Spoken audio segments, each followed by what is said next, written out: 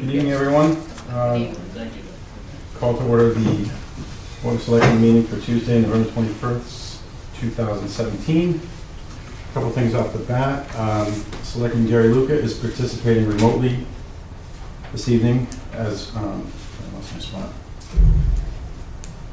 Via the town's remote participation policy adopted November 8th, 2013. The reason for the remote participation is the geographical distance, as he is out of town. All votes involving Selectman Luca will be roll call and reflected as such in the meeting. One more thing. I lost. I can't. Yeah, you got it. I can't. Okay. All right, there you go. All right. Yeah, I'm having trouble. So we would like to ask everyone for a moment of silence in memory of Mr. Neville Markham, who recently passed. Mr. Markham was a former superintendent of the Ayer Public Schools, a former principal and vice principal of Ayer High School, a former library trustee and election worker. We ask for a moment of silence.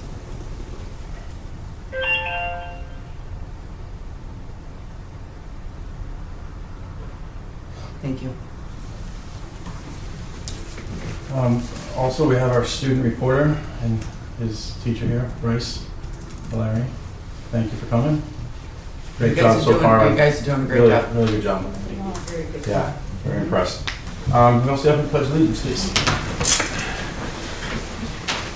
I pledge allegiance to the flag of the United States of America and to the republic for which it stands, one nation, under God, indivisible, with liberty and justice for all. For the record, I didn't take a knee. I knew something like that was coming. Been going too long.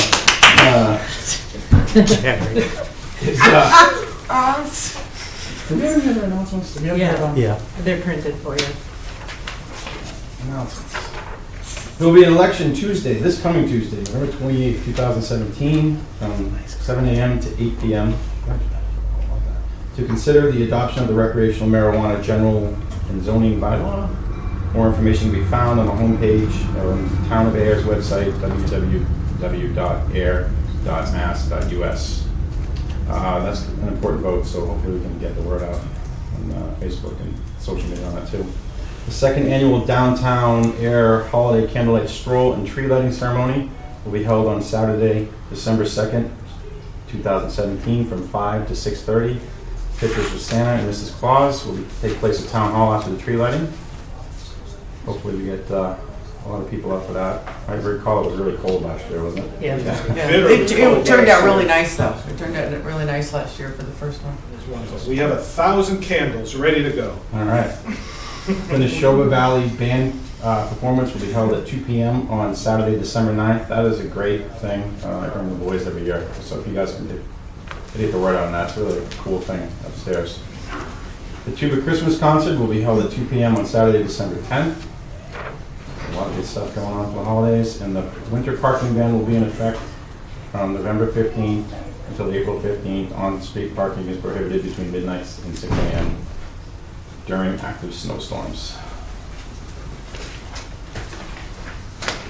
Any amendments or anything to the agenda? Did you add the transfer of the holder? Mr. Chairman, to the Selectmen, respectfully, if we could amend a fifth item under the DPW Superintendent's report is the transfer of a piece of DPW equipment that is of no value to the town of Ayer to the town of Shirley. The superintendent will explain what that is, and per procurement requires a vote and signature by the board. Thank you, Mark. Janice, you ready? I make a motion to approve the agenda as amended. Second. All in favor? Gary? Yeah, aye. Janice? Aye. Chair says aye. And is approved. I forgot he was there. I know. Yeah, you Mr. should- Chair, please vote on it too, just. Oh. Oh, yeah. That's right. That's all right. I'm right here. I got it right here. All right. Yeah. On behalf of the Board of Selectmen, I signed the following warrants. On November 7th, 2017, payroll 18-09 in the amount of $301,170.30. On November 14th, accounts payable 18-09, $5,799,239.67. And then today, November 21st, payroll 18-08 in the amount of $308,449.67. All right. All right, now I think we're ready for public input. Anybody here for public input? All right, moving on. Mark? Thank you. I have a few items tonight. Just first, Mark has an agenda item that I work for a company that could possibly be doing the work. So I filed all the correct paperwork, but I will be recusing myself from any discussion involving this. So Selectman Livingston will run the meeting until is taken care of. Till we allow you back? Till you can allow me back. So I'm going to go return some emails. Okay. Robert can explain. Robert? Madam Chair, for the public's benefit, as Selectman Hillman has mentioned, this pertains to the DPW Operations Center contract, which the board will be considering momentarily. Per Mass General Law, Chapter 268A, Section 20D, Selectmen in the town of Ayer are considered special municipal employees based upon the town having a population of less than 10,000 people. As a result, a selectman, in this case Selectman Hillman, may take advantage of the exemption found in Mass General Law, Chapter 268A, Section 20. Selectman Hillman would like to take advantage of this exemption for the purposes of his company potentially performing the HVAC work as a sub-bidder for Triumph Modular Incorporated, the contractor for the DPW Operations Center. As the board is aware, the BOS is to consider approval and award of the contract tonight after this item. As mentioned per the statute, Selectman Hillman is a special employee and may legally use this exemption if the following requirements are met. 1, file the requisite disclosure with the town clerk, which he did on November 20th. Selectman Hillman recuses himself from the Ayer BOS vote to approve this exemption. And the other selectmen file a disclosure form per Mass General Law, Chapter 268A, Section 23B, subsection 3, with the town clerk. Both Selectman Livingston and Selectman Luca on November 20th filed those disclosures with the town clerk. Finally, Selectman Hillman recuses himself from voting on the award of the contract, as well as from any participation in consideration or vote involving this project. So before the board, Selectman Livingston and Luca, is the consideration for you regarding the actual disclosure. The board has to approve. The board has to approve the exemption. Mr. Chair, Yes? I'd like to make a motion to approve the exemption that Chris Hillman has filed. Seconded. Any further discussion? All those in favor? Gary? Aye. And the chair says aye. The exemption is approved. So, Madam Chair, with that, the next item is the contract. I would defer to the superintendent. Mark, go ahead. So was authorized at town meeting, we designed and bid a new operation and administration building for the DPW. We received 3 bids, and the lowest responsible bidder was Triumph Modular, Inc. from Littleton, Mass., who are just right up the street, with a bid of $1,100,526. We evaluated the 3 bids. The other 2 bids were each one was about $100,000 higher. So but they were all similar, all well qualified. So we went with a low bidder, and so I have 4 copies of the contract for execution by the board, so we can get started on the construction. And so the full contract will be a book like this, but we have just the agreement pages here. So once we get everything together, I'll punch and bind some more sets. Yeah, and for Gary's signature, we may have to overnight him or something, Yeah, and then Okay. overnight him back. We Sure. can do that, Yep. that's not a problem. yeah. Gary, I can't tell if you have your hands up, so I'm just going to say, did you have anything to add?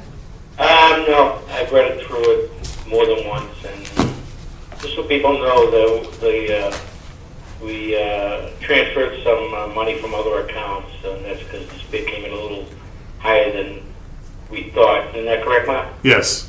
Yeah, we had $950,000 appropriated, and it came in at 1.1 million. So we appropriated. I think we transferred money out of 2 projects that were completed and under budget to make up the I'd like to make difference. a motion to approve the DPW Operations Center building construction contract in the amount of $1,100,526 with Triumph Modular of Littleton, Mass. Seconded? Any further discussion? Okay, all in favor? Gary? Aye. Chair says aye. Congratulations, the contract is Thank you. now awarded.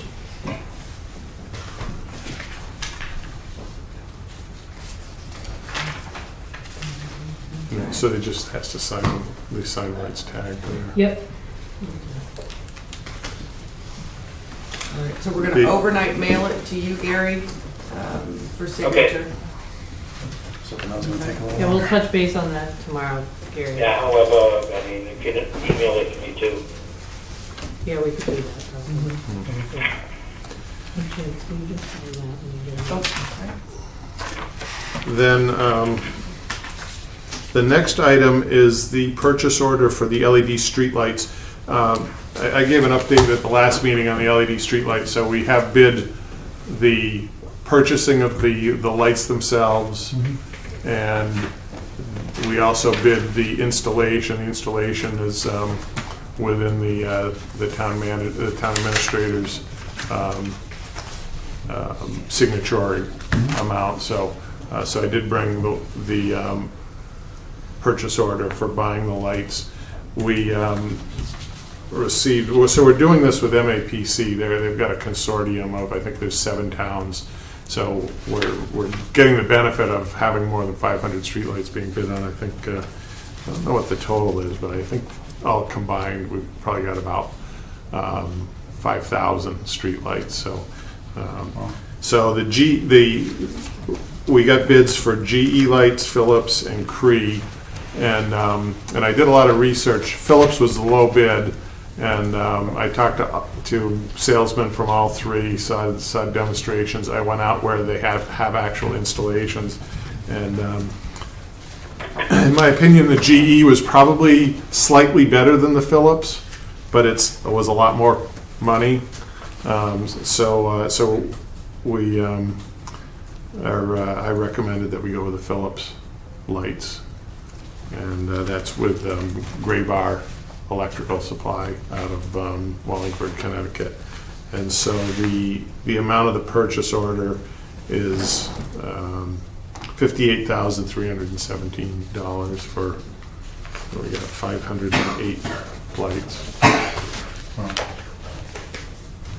508, huh? 400 on Central Ave, but, oh, it sounds great. And there's like a 10-year warranty or something, right? Yes. Is that what you're saying last- Yeah, and as I mentioned last time, we bid it in addition to have regular controls, which are just like we have now. They come on and when it gets dark, and they go off when it gets light. But we have enough money left in the Green Communities grant to buy special controls which are computerized, and so So I think we're getting bids on that tomorrow, and then deciding what system we'll go with on that. But that'll allow us to dim the lights, to turn off lights, to actually monitor how much electricity is being used. So right now we pay per light per type a flat rate. So they say in January you're going to use this much electricity. We'll be able to, as we dim them, actually pay based on the amount of electricity we use. We'll be able to turn lights off if we need to for a certain reason, turn them off at certain times. And then there's also functionality of being able to do additional things with maybe closed circuit TVs. One of the things I read about was piping music through the street lights, things like that. So there's a lot of stuff you could do, and that's why we have the money now in the grant to be able to do this. Let's get the backbone put in. What happens after they're in? Because I'm assuming you want to change some, move some, possibly.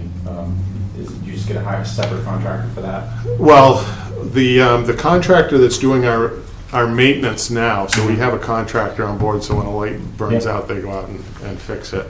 They're also happen to be the low bidder on the installation. So what we'll do is we'll continue to use them to add lights or change out lights. Or one of the things that we are responsible for now is when they put in a new telephone pole, it's our responsibility to move the light from the old one to the new one. So again, that's something that a contractor will do, but it's pretty reasonable. It's in the past we paid a fee to Grid to do that. So. Do you have your hand up, Carl? I'm sorry. The chair, Go ahead. it should be a problem because we usually have 2 poles up all the time. I was just thinking the same thing. He'll have plenty of time to wait for the change in poles. It's a lot of work by Mark, and it's much appreciated, and it's just in electricity, we're going to save $50,000 a year. So. Yeah, no, it's great. I know we've been talking about this for 4 years now, and Good job. yeah, it's and I think it's remarkable when they first go up, the difference that people are going to see. Oh, I know. That's why I said you might be changing, you might be moving some just because of brightness, and it's really huge. Yeah, it's a different kind of light. They have what's called the color temperature, and the original LED streetlights were what they call 4,000 Kelvin. The new ones are Gas 3,000. station, bathroom. And lights, so they're a little softer, Yeah. more like a full moon type of light, and but then again, like I said, we'll be able to dim them. No, that's great. All right. So I have the purchase order for signature by the chair. Mr. Chair, Yes, sir. make a motion to approve grant from the Department of Energy Resources, the amount of $58,317 with Phillips Road Focus. Is that what it is, Mark? It's with Gray Bar Okay. to furnish the Right by lights. Gray Bar between them and the town bid. For signature by the chair. Oh, good, yeah. Got it. Seconded? All in favor, Janice? Aye. Gary? Aye. Janice says aye. Pass. Good job, Mark. Is this something that's going to happen soon? Well, as soon as we're going to hopefully select the controls next week, Oh, that's right. I'm sorry. and then there's some lead time on that. So I would guess the lights will be installed sometime in January. I was going to say it's not seasonal, right? I mean, No, they do them all winter, and he said it'll take them 2 weeks to do the town. That's great. They look nice too. They're sharper looking too. Yeah. People with the street lights. Yeah, they're pretty cool. I look at street lights. Yeah, I do too.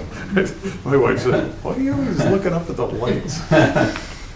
So anyway, and the third item is we did a bid for, as you may recall, we discovered that some water services on Snake Hill Road, just south of Sandy Pond Road, there were 8 houses that were tied into the old water main. They never got switched to the new water main, and so we had a lot of dirty water complaints out there. So I put a bid together to transfer those services from the old main to the new main, and So it's in addition to them now having good water quality, we'll have a good service renewal for those houses. So so this was bid, and I forget how many we got 8 bids. The low bid was Commonwealth Construction and Utilities out of Watertown, and I've worked with, actually not with Commonwealth, but with the father's company. So the son started his own company. The father's passed away, but I've known Billy since we were in our 20s, and so he's done a ton of this type of work. They're going to start on Monday, and they'll be done by Friday. Oh, really? Nice. That was my next Wow. question. With the exception of the final paving, Sure. they'll pave the trenches, and then we'll come back in the spring and we'll pave the whole section. So, No, they'll be thrilled. I know that that's been, you guys go out there all the time to try to help them out with the best they can do. That's great. so I have 4 copies of the contract, and I think it's signature by the chair for the Snake Hill Road water service replacement at a total of $59,200.76. So moved. Seconded. All in favor, Gary? Aye. Janice? Aye. I'm switching it up tonight, talking I about see. Jeff says aye. Motion passed. Good job. So the last item, as Robert had amended the agenda, was a letter agreement for transfer of property from the town of Ayer DPW to the town of Shirley. So we have this last year we bought a new municipal tractor, which we use for brush cutting and plowing and snow blowing sidewalks. But we hung on to the old one just in case something broke down. Well, the old one finally did break down beyond repair. And Shirley has the same model, and it's a 1995 Holder C6000 tractor. So they have the same model, so they can use it for parts. They can use all the attachments, because we have a blower, a snow blower attachment, a mower attachment, and plow attachments, and a broom attachment. So they can use all those parts on their unit. And so rather than us scrapping it, we contacted them to see if they were interested in it. So town council had said the way we do a municipal transfer is has to be an agreement between the selectmen from each town with under Mass General Law, Chapter 40, Section 4A. So I have a letter that says, this letter represents a transfer agreement between the towns of Ayer and Shirley authorized by both boards pursuant to General Law, Chapter 40, Section 4A.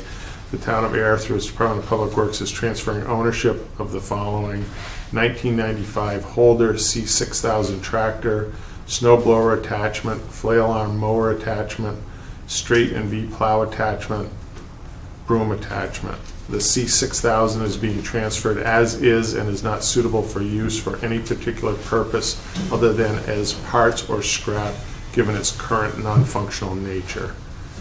The attachments listed are specific for the model and are unusable by the town of Ayer. And then I have signature places for each board.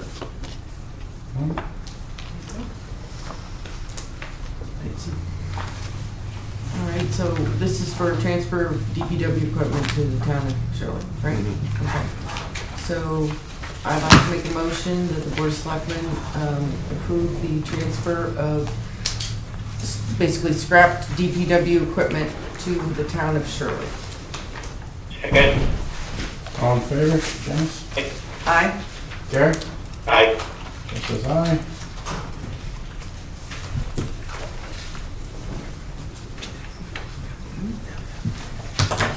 Mark, it looks like that water main under the swamp there for Wright Road went fast.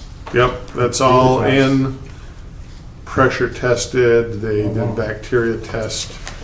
And so what we do is after we put in a new water main, we take a bacteria sample, we chlorinate it, take a bacteria sample. That takes 24 hours. Then if that's negative, we take another sample so we make sure we have two clean samples, and then it's ready to put into service. So then the next step will be sometime next week, we'll back flush that pipe and Wright Road, and it should be in service. That's great. And the speed sign's back up. Yeah, It's not yet. I don't know if it was I've been out twice. I think I need to bring Cindy out with me and call their tech services, because sometimes it's working and sometimes it's not. I thought it was working tonight, but it was coming this way, but the other day it was just flashing blue. Yeah, and when I try to fix it, so you have to sit in my car with my laptop and Drive back and forth. no, just I have to change settings, and it wasn't taking. So I've got to find out from technical support. Cindy, can you help me with that? Love to. We'll figure it out. All right, great. So here's, wait. Oh, there's three Those, copies. yeah, Okay. so And then we'll touch base on this one and Yep, then on to this. sure. Okay. Cool, thanks, Mike. Did we have any damage from the storm in town here a few weeks ago? I know those other towns that were devastated, Westford. And well, we had a tree down up at the transfer station, which caused a power outage on Groton Harvard Road and Oak Ridge. I think it was most of Oak Ridge. I know our 2 pump stations were out, but we have backup power, so we can manage those. We did end up having to close the transfer station for that Wednesday after the storm, which we officially closed it, but if people came by, we still let them drop off their trash, because I said a lot of people probably didn't know. We didn't want them driving around with a car full of leaves and trash and stuff. So we did made some arrangements to get a dumpster to put stuff in, because our compactor wasn't working. One of the things as a result of that, we're going to look into wiring it up so we can plug in one of our portable generators up there and run that. yeah, it's a good idea. Because we've got 2 trailer mounted generators now, so we've got enough capacity to. What the guys do with the wastewater pumping stations on the small ones is they just drive around with a trailer and they turn it up, they plug it in, turn the pump on, pump the wet well down, and then go to the next one. So we don't need to leave a generator actually running at the station. And the big stations all have pad mounted generators. So we're in pretty good shape. Great. Sounds good. Terrific. Right? Thank you. Okay. Happy Thanksgiving. Thank you. I'm not going to stick on for the tax classification. Why? Yeah, it's exciting part. Thank you. Good night, Mark. Alan.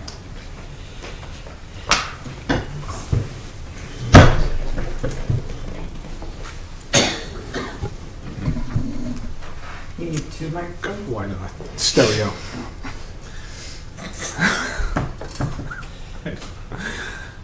Good evening. It's I'll say this, it's a most pleasant experience to be before the Board of Selectmen tonight. That's what he says. Why not? And what we have to present before you, the board tonight, is in fact a completed and finalized preservation restriction agreement between the Ayer Housing Authority and the Town of Ayer. And this, in fact, is the Historic Preservation Restriction Agreement for the magnificent Pleasant Street School. This should be a straightforward thing, but we had to work, through the course of the year with our legal counsel to make sure that we had everything complete, and it is in fact complete now. I want to say, though, I very much would like to express my professional appreciation and thanks to Carly Antonellis, who really helped get this together and get it finalized. I also want to thank George Bacon, Ruth, and the members of the Ayer Historic Commission for also working together in partnership through this over the months. And we want to, of course, thank Robert for the leadership and all keeping us together when things like this make us a little crazy as to why can't we get it done. And Robert, thank you very much for just helping us get it done. And of course, our legal counsel, KP Law, and attorney Katie Klein. So we have the document here all set and ready to go. It needs to be executed by 3 bodies: the Board of Directors of the Ayer Housing Authority, the members of the Ayer Historic Commission, and of course, the members of the Board of Selectmen. Should be executed sequentially. Okay, so we want to start with the members of the Board of Directors of the Ayer Housing Authority. The members of the Ayer Housing Authority meet on the third Wednesday at 12 noon of each month. So I went over and visited with my fellow Lowellian, Mr. Ken Martin. Sorry, Carl. And I'll be getting this executed at our next board meeting, and then we'll, I believe, if it's comfortable with the members of the Historic Commission, if they want, at your next Board of Selectmen meeting, they can be here, they can sign. However we work that out, we want to be comfortable with them, and then finally getting the members of the board to execute as well. And that's it. We file it in the Registry of Deeds, and Great. it's completed. It's completed. Thank goodness. Thank goodness. Just the fire station next. Mr. Chairman, I would respectfully recommend, because the Housing Authority is going to approve it based on Alan's meeting, as is the Historic Commission, in the interest of the board's time, it's the pleasure of the board, but a motion to approve and to sign tonight would be in order as well. I don't think there's a need to come back. And I want to just echo what Alan said, that this issue has remained open since before I was town administrator. So, George, I appreciate your patience, because George and Ruth and the rest of the commission were very diligent. So I'm glad that it's completed. But that was just my point, that if the board wanted to, it could approve and sign tonight. Yeah, I think that's a good idea. Just I think so, as too. things get muddled up. So moved. Seconded. Thank you. All in favor, Gary? Aye. Gary was there. Janice? Aye. Chair says aye. It is approved. Finally, good work. Thank you very much. He's over there. I know. You should have put a picture of it. Cindy has. And I'll just conclude by adding, part of our, getting all this completed, I went out and did a photographic, an architectural photographic survey and index in detail. And I just want to say now, the building, the project was completed many years ago. Building is in really fantastic condition. I must say, the architectural treatment that was done on it years ago was really done so exceptionally well. And it's holding up magnificently through the years. That's a great asset. And It was a cute little school. When it was still a school. yes. So again, it was done very well. It's one of the greatest assets, in our downtown. So it's good that it's completed. It's going to have a wonderful long life, and we now have a 99-year historic restriction. So 99 years from now, hopefully, the folks that are sitting around these tables will all be long gone, and thus, but I'm sure they will treat it as well going forward into the distant future of Ayer. So thank you very much. Thank you, Alan. Good work. Yeah. Thank you, Alan. Thank you, everyone. Yeah, that's Historical committee. another thing that's one of those things that's lingering for so long. It's good to get off the books and official. Thank you. Can someone get a stick or a rock and break that recording light? It's I driving know. me nuts. Me too. It keeps flashing in my face. Everybody watch, it'll go off in a second. Don't you feel like you're in The Shining? Yeah, I know.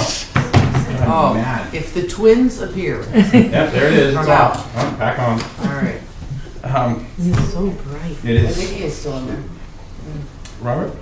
Oh, I'm sorry. We're going to do the... So, yes, so, Mr. Chairman, it is now Yes. time I would like to make a motion to open the public hearing for the FY18 tax classification. Second. All in favor? Janice? Aye. Gary? Aye. Chair says aye. Tax classification meeting is now open.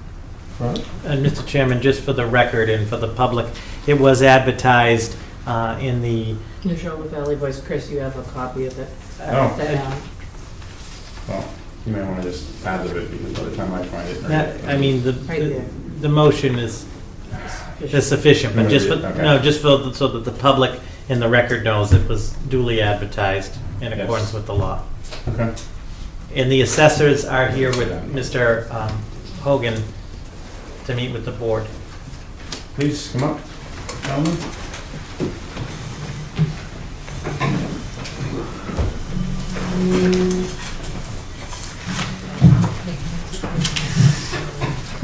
Always nice to see you guys, the same time every year.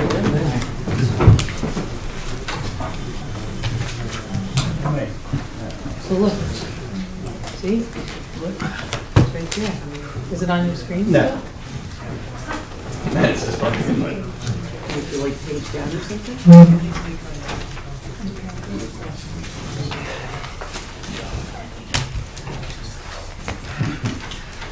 So, I'm sliding off to the side.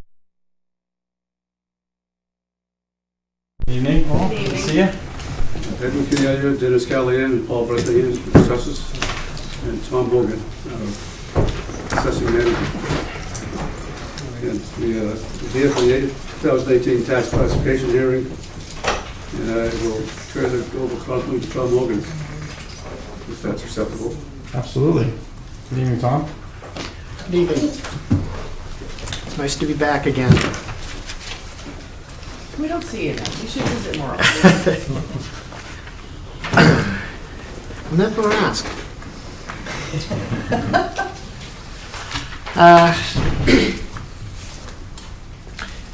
The purpose of this public hearing is to record the Selectmen's vote on 4 classification options, each one having the potential to impact our fiscal year 2018 tax rate.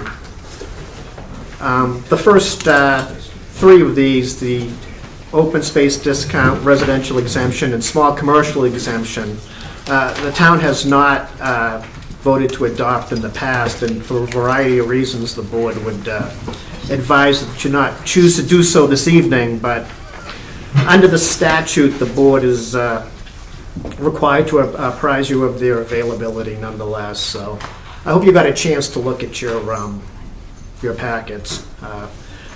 The fourth option is the residential factor, and that's the factor that ultimately determines our tax rates for fiscal year 2018.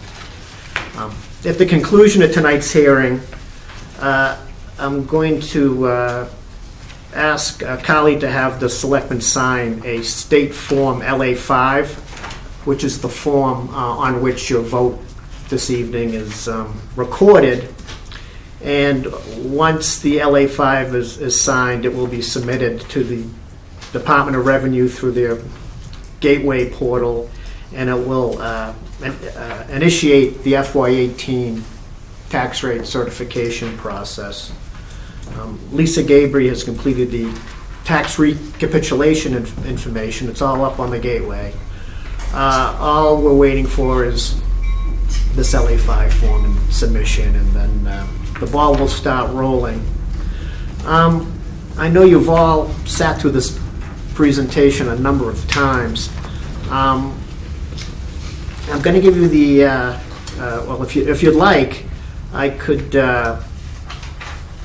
bypass the information on the first 3 options and go right to a discussion on valuation and levy and information that's more relevant to the residential factor, if it pleases the board, or else I can give you a brief summary of each of the options and then I move have to... no objection to I that. have no objections. That's fine.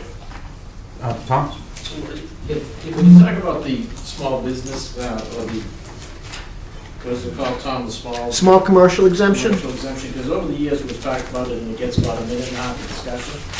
And I think the town should really consider that. I think there's 44 properties, Tom, that it would apply to. Maybe talk about some examples and, Yeah. but I'd like to talk to that. No, that's fine. I mean, the open space, yeah, but that's a good point. I have no problem with that. No problem. Thank you, Kali. You're going to be in charge of the controls? Good, thank you. I'd ask you to go to page 4. It's sort of a summary of what it is. And this is the newest of the classification options. It's designed to provide a measure of tax relief to some small businesses, to some small business property owners by increasing taxes on other non-qualifying commercial industrial taxpayers. It's a lump sum valuation exemption and is calculated as a percentage of the total value of qualifying properties. To qualify for an exemption, eligible properties must be included on a list that is provided annually to the assessors by the Division of Labor and Workforce Development. And qualifying properties must also have an assessed valuation of less than $1 million and an average annual employment of 10 or fewer people.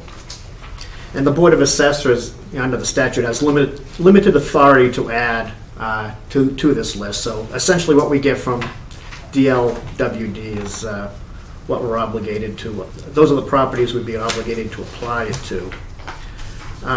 Application of the exemption would reduce taxes on some properties that house small business while increasing taxes on other commercial industrial properties. It has no effect on the residential tax rate.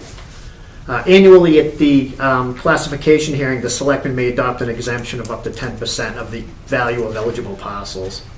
And adoption of a small commercial exemption would increase the commercial industrial rate higher than it already is. And the qualifying properties would pay at that rate, but their value would be reduced by 10%. So that's where the exemption comes into play. On the next page, I ran the numbers on the impact to the town of adopting a 10% small commercial exemption for FY18. The first line, we have 326 commercial industrial parcels in town. That's vacant and improved. Of those 326 parcels, 278 have an assessed value of $1 million or less. There were 44 properties included on the Division of Labor and Workforce Development list. So if you were going to apply a 10% small commercial exemption for the benefit of those 44 properties, you would, the total value of those 44 properties, taxable valuation, is a little over $17 million. 10% is $1,742,620. That would come out of commercial and industrial valuation, which would increase the tax rate. So if our FY 2018 tax rate were $30.80, which is one of the options for tonight, then if the town were to adopt a 10% small commercial exemption, that rate would rise 20 cents to $31. So it does increase the commercial industrial rate. Last I checked, there were about 10 communities in Massachusetts that had adopted this exemption. It's not widely popular, and it isn't because there are a few problems with it with the implementation. It only benefits a small percentage of property owners. There's really no broad-based benefit to all businesses. It increases an already high, for us, commercial and industrial tax rate, and there's no way to ensure that the tax benefit will go to the small business. It may just go to the property owner who leases to the small business. So you think you may be helping a small business in a particular property, but the benefit may not make it there. So for those reasons, the Board of Assessors, typically a classification, would advise that you choose not to adopt a small commercial exemption. Any questions, anybody?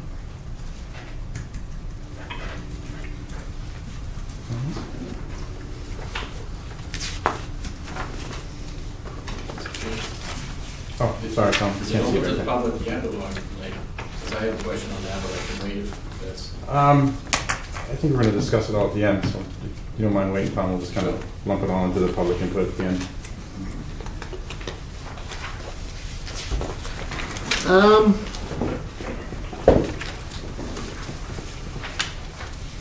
Your numbers are different than my numbers, Kelly. I have page 6 on my handout. It's page 20 on Yeah, the page slide. 20.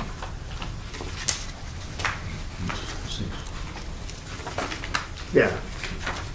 All right, well, I'm on the right page. Oh, okay.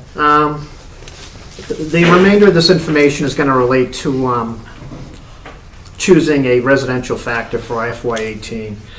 Just give the board an update of historical changes in valuation since fiscal year 2013. It's been pretty, all in all, our valuation percentages have been pretty consistent since FY13. Back in FY13, we're 64% residential value, 36% commercial, industrial, and personal value, which I will refer to as CIP for the remainder of the presentation. And for FY18, if you go to the end, this year we're 65.6% residential valuation and 34.4% CIP valuation. And you can see if you look to the left, it's residential value has, their share of the valuation pie has increased over last year. And conversely, the CIP share of the valuation pie is less. And anytime this occurs in a community that has a classified rate, meaning two tax rates, a low one for residential and a higher one for CIP, there will be some shifting of the tax burden onto residential taxpayers. On the next page, page 21, the red line is the percentage of the levy borne by CIP taxpayers over the years. And back in 2013, even though CIP taxpayers only comprised 36% of the taxable valuation of the town, they assume 54% of the tax levy, and that's accomplished through the classified rate structure. And conversely, even though residential property taxpayers back in 2013 represented 64% of the total valuation of the town, for that year they assumed only 46% of the tax levy. If you look out towards the end, for fiscal year 18,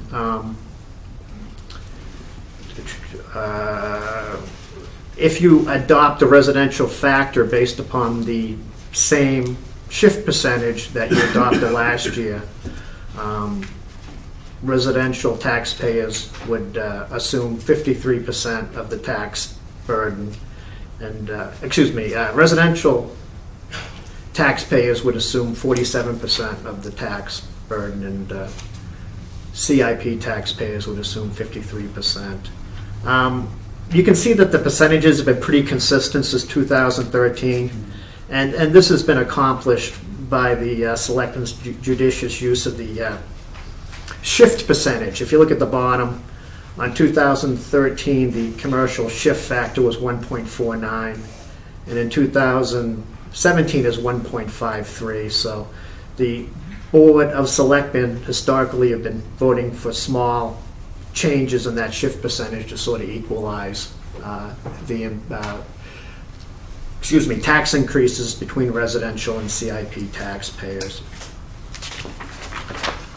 On page 22 is a summary of FY18 valuation in the town of Ayer. This is the assessor's domain. For FY18, the Board of Assessors completed an interim year update of assessed valuations. Ayer, like every other city and town in Massachusetts, is required to update valuations annually based on prevailing market trends. For FY18, values are as of 1/1/17, and they're based on 2016 market data. For FY18, the total taxable valuation of Ayer is $1,153,576,260, which is up 5.1% over last year's taxable valuation. The market's moving, residential values are appreciating rapidly, and we're just reflecting the market in our valuations. And that 5.1% increase is similar to what we saw last year. And looking forward to next fiscal year, it looks like that trend is continuing. For FY18, the average single-family valuation is $312,800, up 5.1% from last year. So single-family home sales are still strong, condominium sales are strong. And what I'm seeing this year is that the older housing stock is starting to be bid up. And multifamily homes, which have been kind of static for a number of years, they're really seeing the prices start to escalate there, which is a good sign for everything. If you remember in past hearings, we talked about new construction sort of being the engine that's been driving single-family home valuations, but now it's the older stuff that's moving pretty good. The second part of the tax rate equation is the tax levy. I walk through this slide every year just to give people at home an idea of how the tax levy is determined. You start with the prior year's levy limit, that is the maximum amount that the town was allowed to levy in property taxes, which was $21.3 million. It's increased 2.5% under the terms of Proposition 2.5.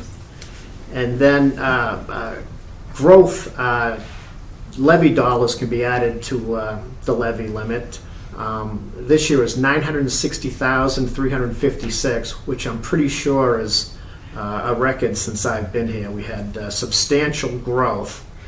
9.5 million in residential growth, but almost 25 million in personal property growth, which is utility growth. I'd rather see the growth come from bricks and mortar, and but we're not really getting a lot from commercial industrial properties. One thing to keep an eye on is we have 9.5 million in residential growth valuation, but last year was 14.6, so we didn't get as much residential growth as last year. New home construction is about half what it was last year, and I think a lot of these large projects, the Pingree Hill project and the Willow condominium development, is sort of getting close to wrapping up, or at least slowing down quite a bit. So we may not see $960,356 in growth dollars for a while. If you add all those up, I forgot. And added to that is debt exclusions. That's the debt service on capital projects. Think fire station, high school renovation, that type of thing. That's $2,065,900, which would make maximum tax levy in air for FY18 a little under $25 million. And that's the maximum we could raise without an override.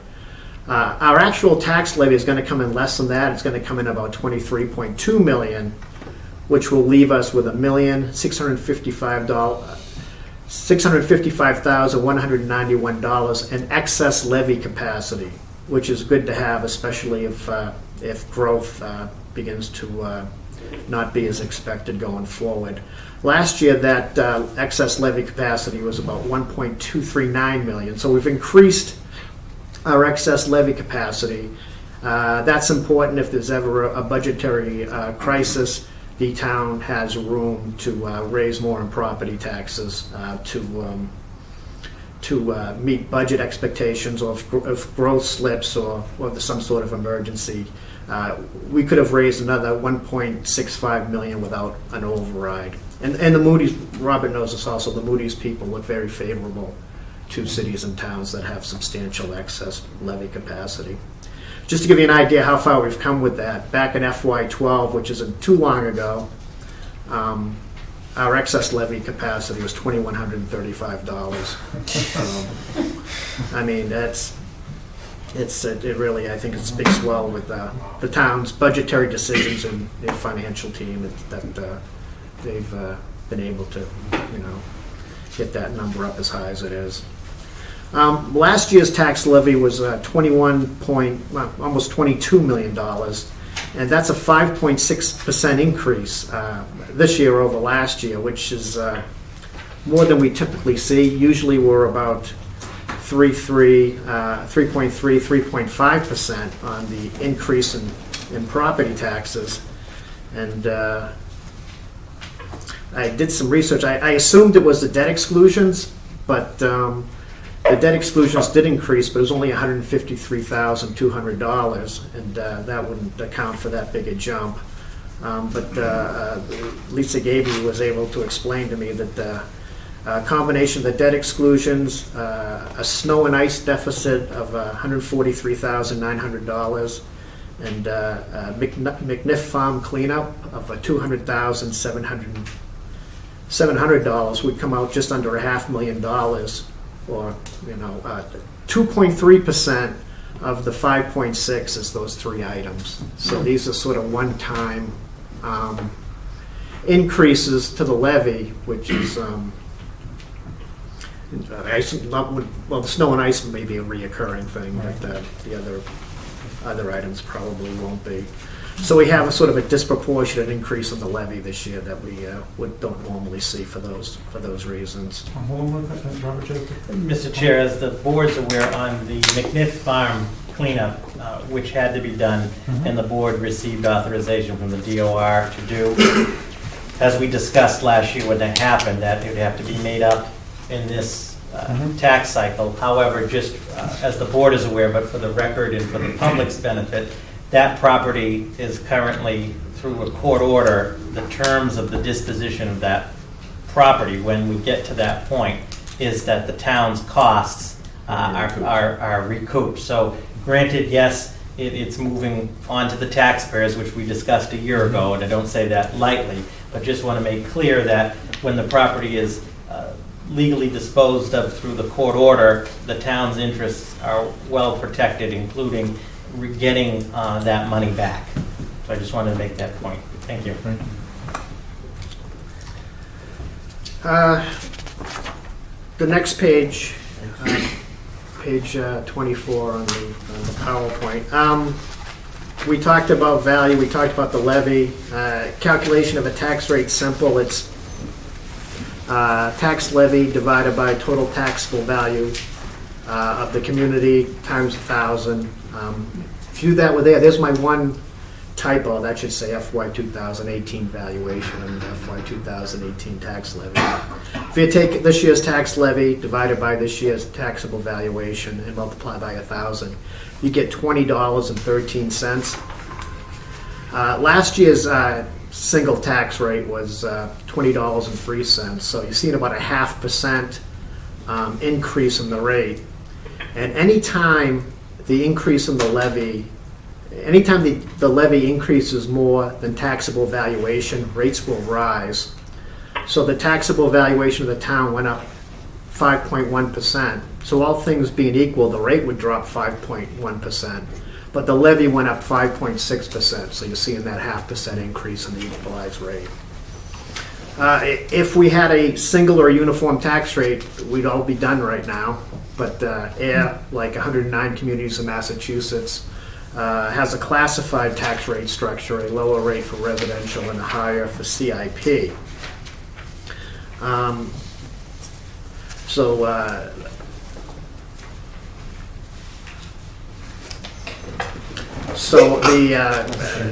the next slide on page 25 is just a summary of the Selectmen's vote at last year's classification hearing. Bless you. I might have one more.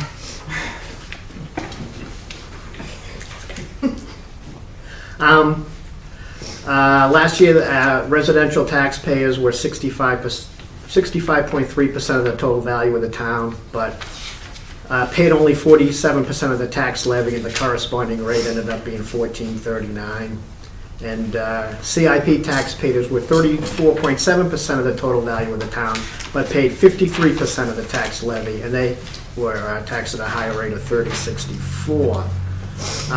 Last year's single tax rate was $20.03, but the classified rate was determined based upon a CIP shift factor of 1.53. When towns that classify compare their structure to others, they talk about the shift factor, not the residential factor. What you're going to adopt tonight is the residential factor, and that's the way the math works, it's sort of derivative of the shift percentage, but you don't adopt the shift percentage, you adopt the residential factor. And just to give you a little example of how it works, last year the town adopted a residential factor of 0.718708. If you multiply that times our equalized tax rate of 2003, you'd get a tax rate of 1439. And if you took the 1.53 shift factor and multiplied that by 2003, you would get the commercial, industrial, and personal rate of $30.64. So that's sort of how the math works. But that was the determination that the selectmen made at last year's meeting. And the last page of this PowerPoint, I have estimated tax rates for FY18. We're not here this evening to set the tax rate. The DOR sets the tax rate. We're really here to adopt a residential factor, but adoption of a residential factor without some idea of impact would seem to me to be pretty difficult to do. We essentially have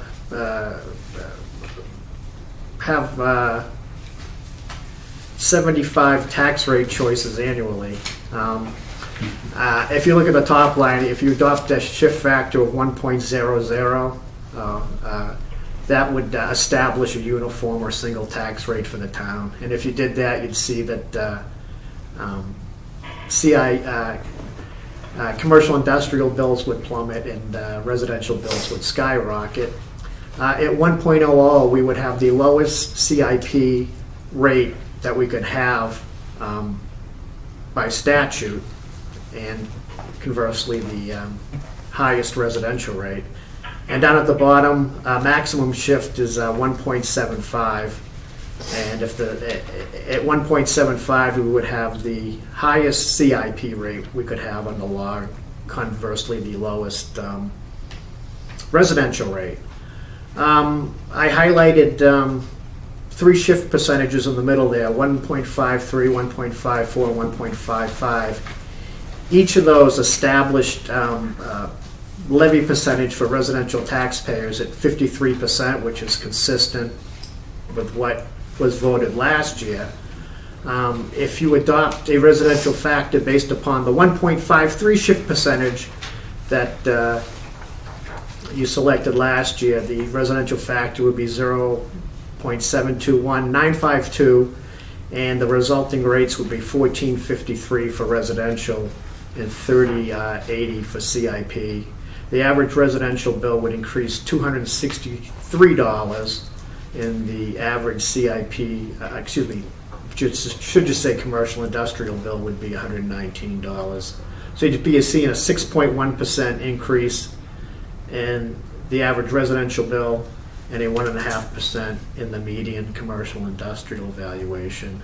And again, there's some shifting going on, that the residential values increased more than CIP, so the tax burden is shifting to residential taxpayers. We have a rare increase and rare historical increase in the levy, which is driving up the bill changes. And don't forget, we also have, this year the special tax agreement for the Keynes property comes online also, and that's another $30 increase on residential bills. I checked it just as we discussed at town meeting. So, but that's sort of where we sit for 2018. You really have the authority to adopt any factor you wish, but in keeping with past practices, it looks like those highlighted red choices, the percentages that would cause the least disruption in our property tax.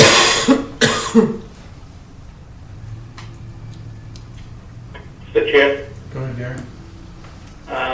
Tom, do we have to vote on the first 3 articles? You do, yeah, that LA5 form records your vote, and you'll sign it, so yes.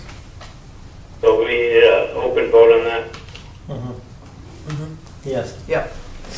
I'd like to make a motion to not exercise the open space discount. Seconded? Second, for discussion, I just know Tom, did you want to? Yeah, mention well, this my before we- question was the small commercial rates. Okay, I'm sorry, I thought you wanted to speak on the earlier discussion of different class rate for small business. Okay, all in favor? Gary? Yes? Janice? Aye. Chair says aye. Motion passes. All right. And I'd like to make a motion to not accept the residential exemption. Yeah, for the next fiscal year. Seconded? All in favor? Janice? Aye. Aye. Chair says aye. Motion passes. Now I think we're Mr. Gibbons wants to ask his Yeah. question. Tom? Thank you. And Mr. Chair, Yes, I'm sorry, go ahead. to make a motion not to accept a small commercial exemption for the town of Ayer. I'll second for discussion. Go ahead, Tom. Thank you. So, what is the deadline for this decision to be made by the board? Is it tonight, or is it, because I remember one time I thought we met in January. Is that, maybe I'm mistaken, but what's the No, deadline? we've met in December before, I don't know if we Yeah. ever met in January. I mean, not since I've been here, but It's usually the last week, the last meeting of November or the very first Yeah. meeting of December Yeah. for the last 4 years. So what I'd ask is maybe the board ought to wait a couple weeks and mull over some of the things that we're going to talk about tonight. Because, first, I think that the rate, the index there, 1.53, I would suggest 1.5, but we'll talk about that when we get there. But as far as the small business exemption, I've been asking about that for probably since 2013 or 14, and it always gets fairly short shrift. And that's not a criticism, because I know it's just the way we always do it. But according to the handout, there's 44 properties that are impacted by that. And if I can ask Tom where those properties are, I'm assuming that they're probably Park Street, Fitchburg Road, West Main Street, maybe a couple of maybe one on East Main Street. Is that? Well, I'm not going to be a wise guy, Tom, but something just popped in my head. That list is not public record, so I cannot disclose to you who is on the list and who is not on the list. So let's make some assumptions, because it's got to be under $1 million, and it's got to be a building that has a business, and the business doesn't have to be the property owner, but has a business in there that has 10 or less employees. So it's got to be around those properties. But when you look at that, let's assume the $31 tax rate with a commercial building that's assessed at $500,000 and meets the employment requirement. So at $31 at $500,000, they pay $15,500 a year in taxes. If they got the 10% reduction, their tax would be $13,950. So a total savings of $1,550, which is about $129 a month. So you can look at it two ways. You said, well, there's no guarantee that it's going to get back to the small business, not the landowner, but the small business in there. But when you're talking about a coffee shop, a card store, a barber, a hairdresser, if the landowner can charge $125 less in rent a month, that has a real impact when you're talking about those types of small businesses that we're trying to attract to Main Street, West Main Street. Does that happen though? Well, the market controls, right? We have empty spaces. And I can tell you personal experience, that when I've raised rents in a commercial building on a hairdresser, a coffee shop, not a coffee shop, but a coffee shop, it was very difficult to do, because their business can't afford that, right? But I still got to pay principal and interest, insurance, taxes. No, I understand. So yes, it does. I think anybody, any small business, if you ask them, would $125 less in rent have an impact on you, when you're paying maybe $1,000 a month, it has a real impact. But let's assume that the landowner doesn't give the discount to the tenant, and he or she keeps that, well, what can they do with $1,550 a year? They can improve their property. They could maybe paint the building, they could do some landscaping. So regardless of who gets it, it does have a real impact. And I think that the town ought to give that exemption some serious consideration. And if that means delaying your vote until next meeting to mull it over, I think it's well worth it. Because we're always, and Alan's always striving to get these small spaces filled, and that would have an impact. You also have an impact on the resident though too, because you're taking that shift and No, putting it. Tom, correct me if I'm wrong, but that would have no impact on the residential. You'd have the commercial rate would go up to say $31. The valuation would shift to the bigger commercial properties. Yeah, okay, you did say that, okay. Is that right, Tom? It wouldn't affect That's, the that's residential. correct, yeah, it would impact the residential. But it would increase other non-qualifying commercial industrial taxpayers, so Mhm. larger businesses. And I honestly think that the layperson, when they think about commercial tax rate, they don't distinguish between a small business owner, I agree. less than 10 employees, and say a big company that might have, the new company that's getting the TIF, that Mhm. can have 50 employees. They don't make that distinction, and it really does affect the small business person. Thank you. I've always been kind of intrigued by this being a small business owner myself, so I know you haven't always been in favor of it. Can you elaborate? I mean, I know what we said, there's gonna be a lot of people that just put it in their pocket, it's not gonna affect the renters, but that is what it is, it's gonna happen regardless. Yeah, again, my feeling with respect to the small commercial exemption is just simply not broad-based enough to, it just doesn't benefit enough taxpayers, and it provides a very small benefit to a handful at the expense of the many. So it just seems to be sort of an inequitable way to provide some tax relief to commercial taxpayers at the expense of other commercial taxpayers. I don't know if that's an appropriate way to remedy that. It might make more sense to focus more in on the rate itself and sort of minimizing changes in the commercial industrial rate instead of situations where, every time residential bills disproportionately increase, let's shift back onto commercial industrial taxpayers. Maybe a little bit of thinking twice about doing that before execute something like that. But I mean, our job as the assessors is to present the information to the selectmen. If the selectmen vote to adopt any one of these options, we're just obligated to. No, we're just taking in as much of the knowledge as we can get. Tom? So I agree, it's not a broad-based exemption, it's very focused. And it's focused on the types of businesses that the board, over the years, has said that they really have an interest in helping. The small business owner that's going to rent to a hairdresser, going to rent to a coffee shop. Now, I know Alan's working on some rezoning of Park Street. The lots that would be affected by that rezoning are about 4,000 square feet to maybe 10,000 square feet. The type of business that's going to go in there would be directly impacted by this type of an exemption. And I'm telling you, $1,500 a year has a real impact on those 44 businesses or whatever it is. And those are the types of businesses that, again, we've all been saying we've got to help out because we've got to fill these small store spaces. We've got to, improve those properties for those types of businesses. We give a huge tip, which I'm not against, but we give a huge tip, huge dollars. How about those 44 small businesses?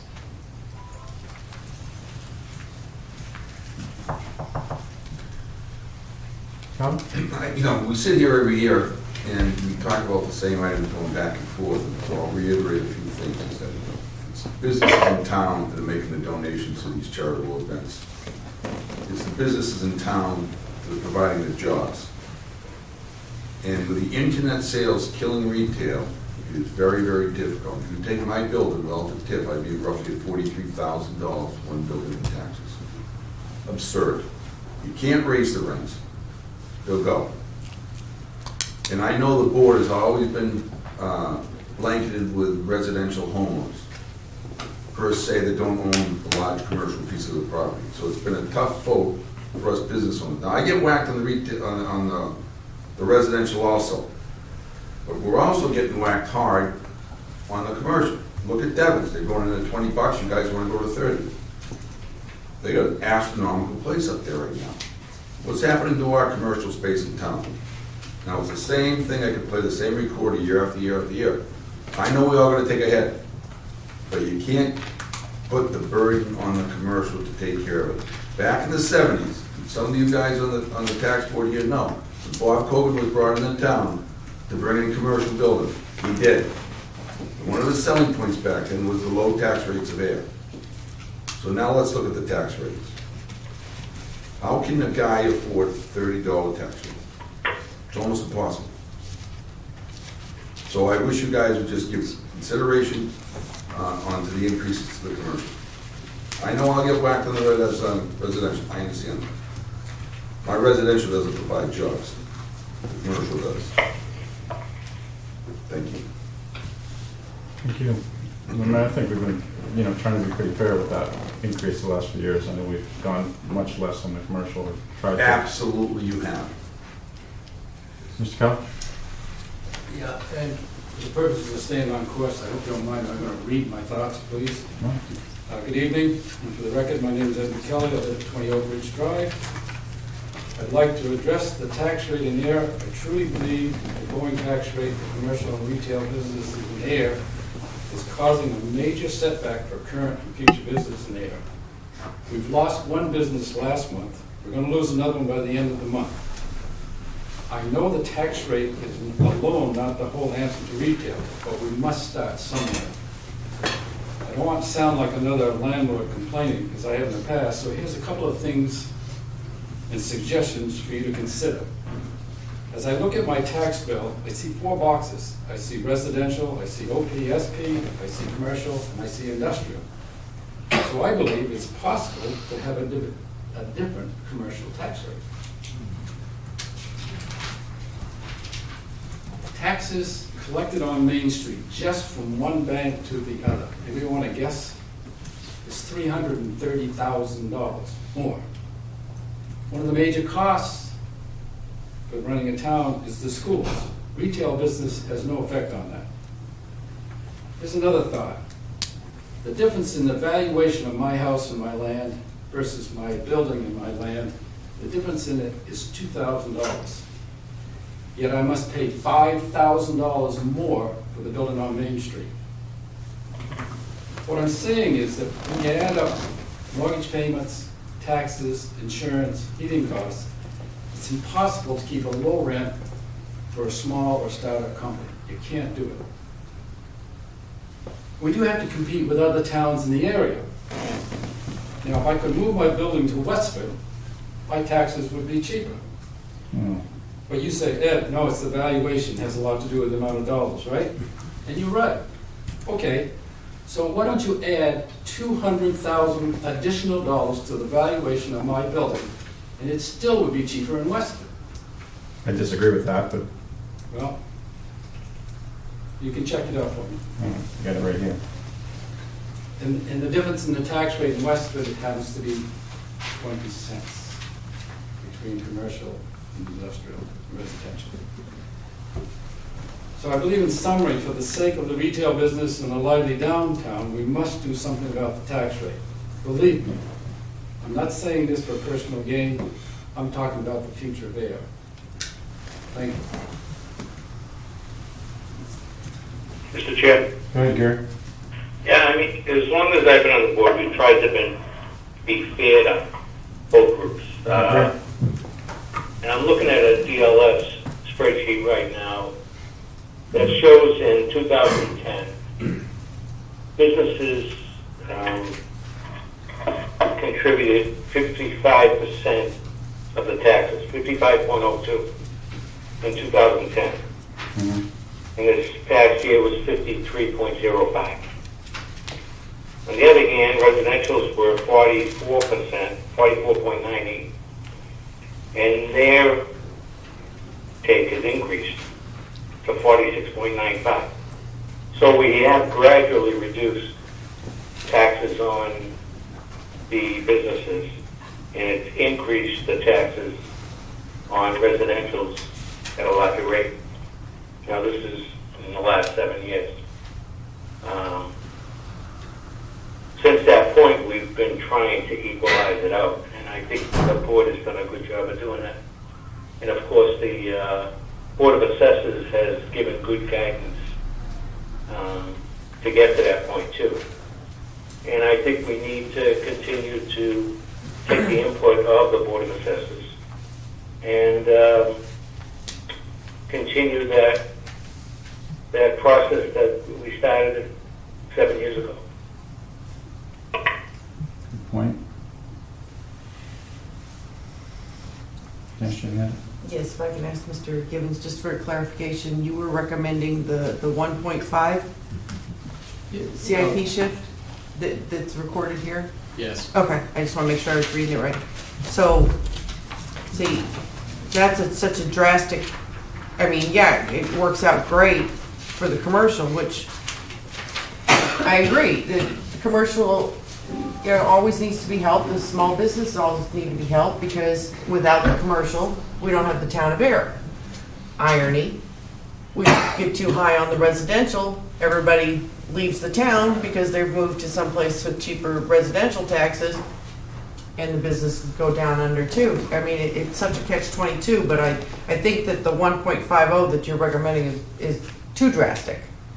So what I would say is, you know, when you look at that 7-year spread that Gary was looking at, you have to think that the owners and the properties have not remained stagnant, right? So in that 7 years, we've had a lot of new construction, a lot of more improvement to the homes. So you're talking about the older stock is growing and the newer stock is increasing.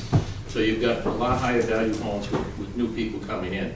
Now, I'm not saying that the businesses haven't changed hands at all in 7 years, but if you think of the small businesses in town, that probably that 44 or many of those 44, I think most of those business owners have probably remained the same.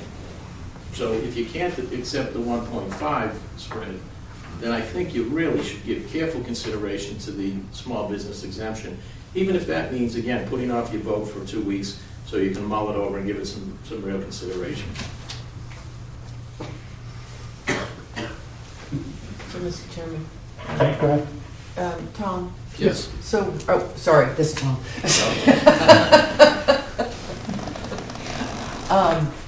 Mr. Hogan.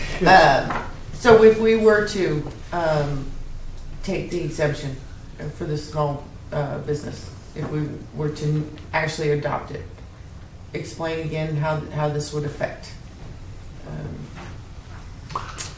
Well, we'd go back to the list. Mhm. We'd tag every property that's on the list. Mhm. I'm sure the Munis accounting system is programmed to deal with this particular exemption. And it wouldn't, let me put it this way, the application of it wouldn't be too difficult for us to do. Mhm. It's actually relatively simple. It's a handful of properties. Mhm. I guess my point with it was, where you do the most benefit to commercial industrial taxpayers, in my mind, is not through the small commercial exemption. It's with the last page of the presentation. It's with the shift factor. That's where you can provide some broad-based tax relief to commercial industrial taxpayers if you're so inclined. Again, my feeling is 44 taxpayers, you know, and I agree with Tom, I'm sure the 44 would welcome it, but the remaining 300 plus would be paying more than they otherwise would pay for those 44. And I don't quite know if that is the way to sort of handle this particular issue. I think the way to handle this particular issue would be the page that's up on the PowerPoint now. It would be the shift percentage. Mr. Chair? Here? Yeah, that's kind of my bone of contention too, is that you have 44 people, 44 businesses that will get a break and the others have to bite the bullet for it. And for years, I think the town of Ayer has been fair, and I don't consider that fair to everybody in that tax group. No, I mean, and on the surface, it sounds like a great idea, but in theory, I mean, it helps out some people in this room, and then it also just shifts it to other businesses that are here in the room. Right.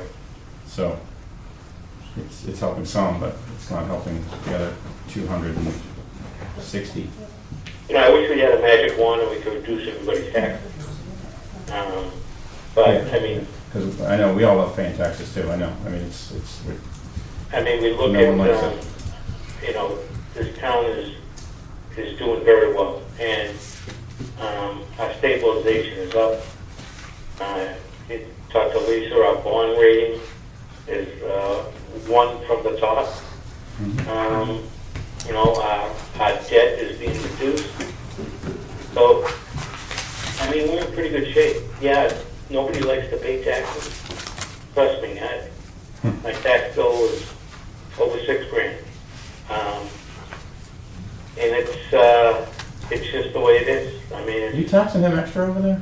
if someone could come up with a way that, okay, we don't raise taxes every year. Okay, we don't see health insurance go up every year. We don't see oil and gas go up every year. And this, and it affects, I know it affects seniors too, that are on a fixed income. So it's a balance. Like I said, for years, I've been on almost 12 years, and I think we've been pretty fair with all the residents and businesses in town. And I think we've offered a wide variety of services, for that money. Agree. Tom? This might be my last comment, but I think it's very. I doubt it. So, and again, I think it's important for the board to mind this over beyond tonight. So I'd ask that you delay the vote until next meeting. But Tom, your statement that it's better to adjust the taxes for everybody in the split factor. I don't think that's what's happening here tonight, right? You're going to make a suggestion of the split factor.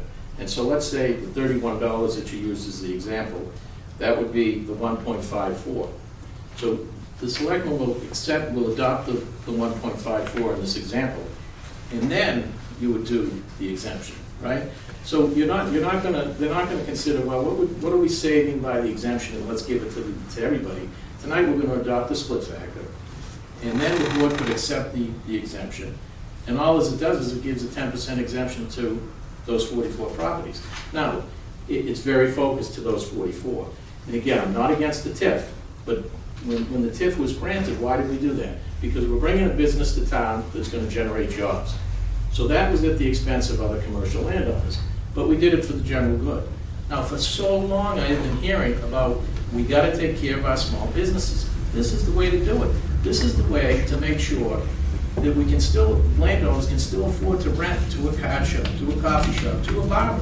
Because $125 might not seem much when you look at the overall budget for the town, but I'm telling you, it absolutely has an impact.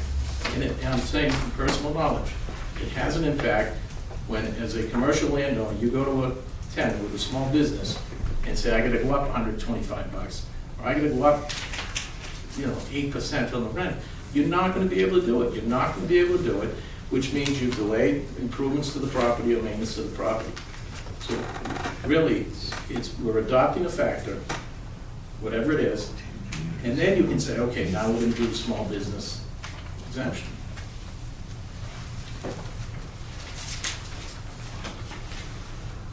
Sorry, any question?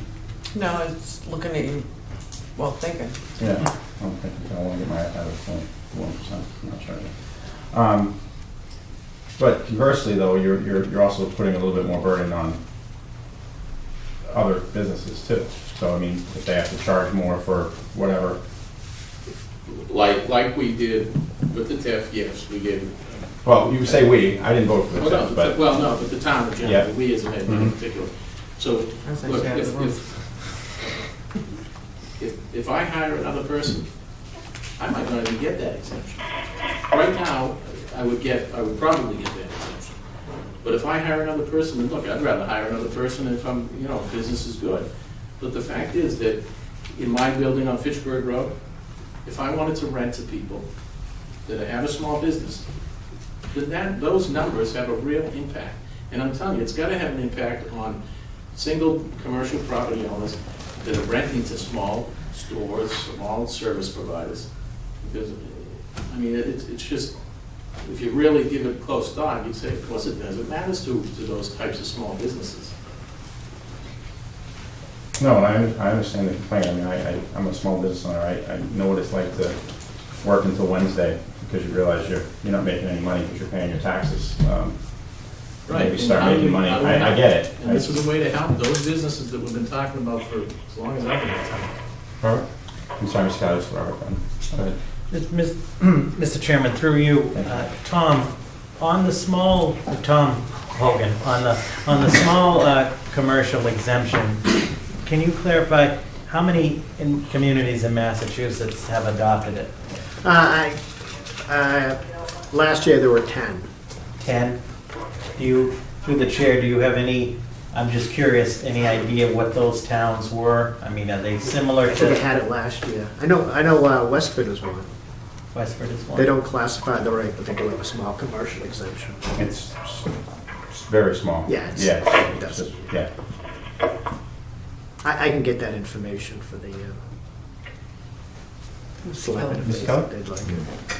Yeah, I don't know if you saw this, but the chamber did a rather interesting thing. They did 16 area towns, and there is no town of those 16 towns that's anywhere near our split rate. Residential is really low compared to all the surrounding towns. Out of those 16 towns, 10 of them have the same rate across the board. Now, we're competing with these towns. And Bolton was one of them, right? well, ones that have the same tax rate, West Boylston, Pepperell, Shirley, Harvard, Sterling, Groton, Boylston, Lancaster, Townsend, and Bolton. Bolton's tax bill is $11,000 a year per resident. Bolton, 10,281, I'm sorry. But, I mean, if you look at it, you look at the spread, and the change in businesses since 2014, we're the biggest ones again. Our increase has been bigger than all these other 16 towns. Now, that may apply to residential as well, but as far as businesses, it's the biggest increase. Well, I think you have to take that into account too. The residential rate has gone up dramatically as well. I mean, it hasn't been Yeah, but just. we're still more than double. Was that accurate, There is no Tom? town that's That- double. I'm sorry. That thing from the chamber yesterday, that seemed to be some of the facts, but not all the facts. Yeah, I mean, the problem with this is, and I understand the point that they're making, but, I mean, Ayer is 65 residential, 35 CIP, and they're comparing you to single tax rate communities with no commercial industrial base, so naturally they wouldn't be Bolton. they wouldn't be doing it, but I did, I looked on the DLS website, and I ran my own numbers, and it's kind of hard to escape the reality. Out of 351 communities, Ayer has the 139th lowest residential tax rate, so we have a very favorable residential tax rate. But the commercial tax rate, with a 324th highest out of 351. So the commercial rate Amen. is but again, Mr. Moore, the thing to keep in mind is the rate is only one part of the equation. The other equation is value. So if you take a building in downtown Ayer and the value is $400,000, Wellesley might have a lower tax rate, but if that building were in Wellesley, it would be $1.5 million value in the so. Exactly. But just on a rate basis, I mean, the commercial, industrial, and personal property rate is is pretty high, even out of communities that have a classified rate. There are 109 communities that classify, and we have the 27th highest commercial industrial rate out of the 109. So I think it's something we, like Selectman Luca was talking about, something we should keep in mind every year. Classification is ways to be to think about bringing that down. Now, if we didn't have that disproportionate increase in the levy this year, both rates would be going down and moving to a 1 point, moving up to a lower shift factor as recommended, as suggested by Mr. Gibbons. That might be something that's doable, but this year where we had that extra $500,000 come on the levy, there seemed to be some pretty significant, higher than typical increases in bills, and I don't know if this would be the year that you'd start exacerbating the shift in using that the shift percentage column. But Mr. Chairman, Count. just one last thing, so we'll be on here all night. You're the 324th highest in the state. I think that's an embarrassment to go out and try to do businesses in the town of Ayer. You talk about raising the residential. Again, I get whacked there too. But you talk about people, everyone's gonna move out of town. No, they aren't. Look at the tax rates. They're so much lower than all the other ones. Sure, our valuations are lower. We gotta ask ourselves why. Why do all our towns around us have higher valuations of property than Ayer? But being the 324th is a complete embarrassment to this town. So I guess in closing, take into consideration on the guys that are making the donations, the guys that are making the employment rates, the guys that are helping this Main Street, you gotta start looking at that stuff.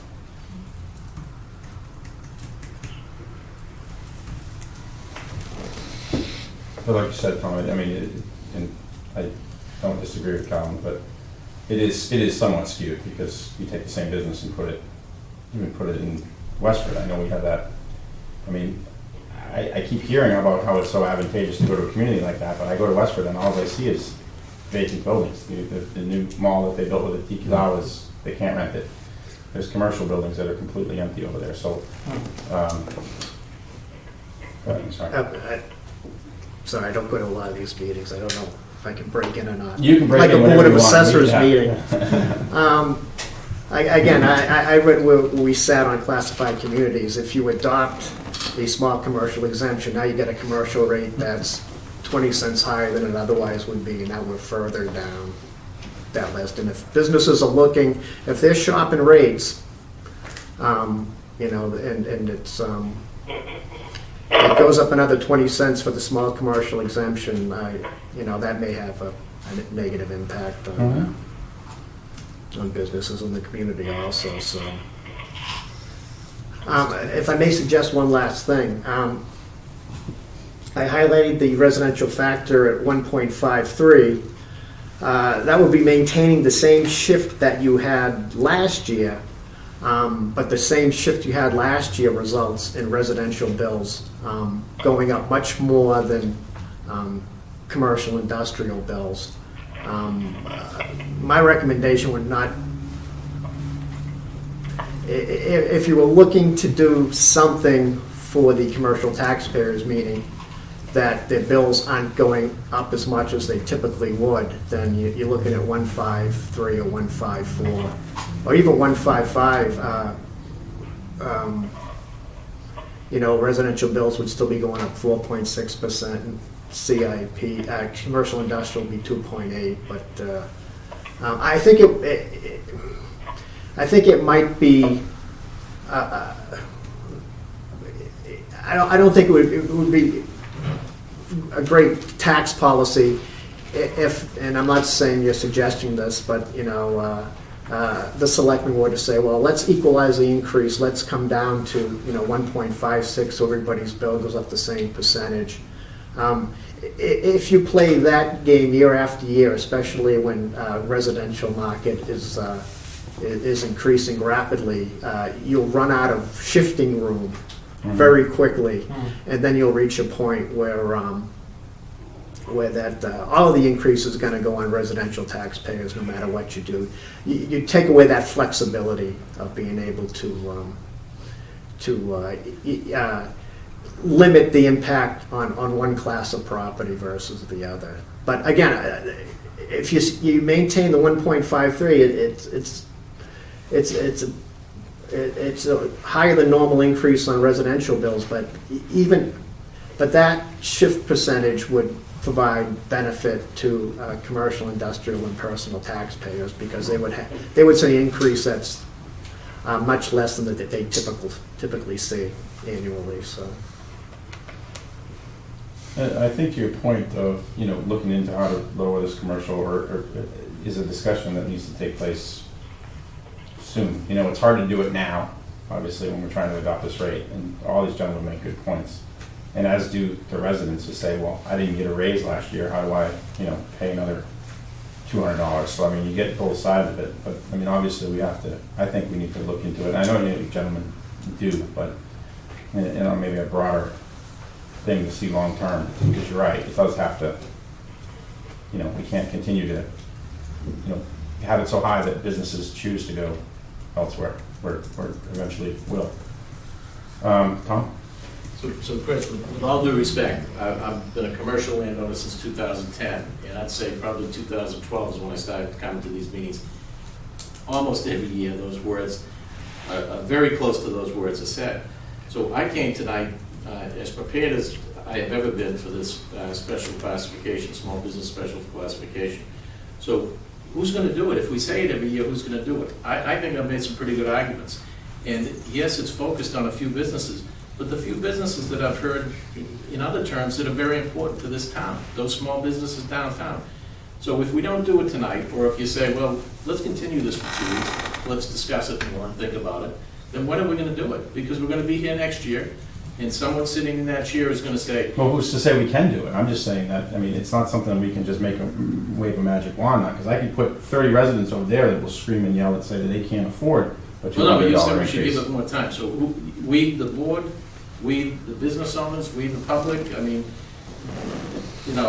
I came tonight prepared for that argument, and I think it's something you should give careful consideration to. But every year, the board, and I'm not saying you personally, but whoever's in those seats, you're right, we got to think about it. We got to help the businesses.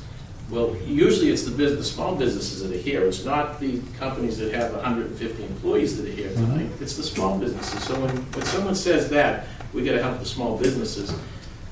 That's what the special classification is for.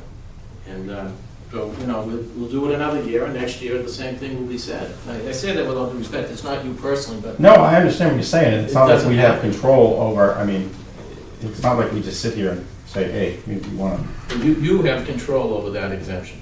I agree with that. I agree with you with that exemption per se, but I'm talking about the overall rate in general. It's not just something we can say, oh, we're going to lower it by $10 per thousand. There's a lot more to it. Oh, believe me, I know there's a lot more to it. But so where can you make those little increments? Well, that's it. But if you look back over the last few years, we've tried to do that. The residential rate has gone much higher. We've tried to tweak that as much as we can to... Right, but again, if it's easy, and maybe we're all guilty of this kind of focusing on one particular number, but I think the idea of over the last 7 years that when you think about the types of residential properties that have been built in town, have a much higher value than the older stock. And if you think of the small businesses in town, I think most of us are the same. Not all of them, but the people that show up here, guys that are usually here tonight, they're the same business people that have been in town for 20 or more years. James? Did you hear that? I did, and I think I lost it. So if, for example, we were to set the shift factor to 1.53 and then decided to grant the exemption, of the 10%. So on that CIP where it's saying here, average of $119, 44 properties would get a 10% reduction. of that, right? Right. And that remainder would shift to the other, which could be 20 cents on the dollar or whatever, to the other bigger properties. But the residential average Would be unaffected. would be unaffected. Correct.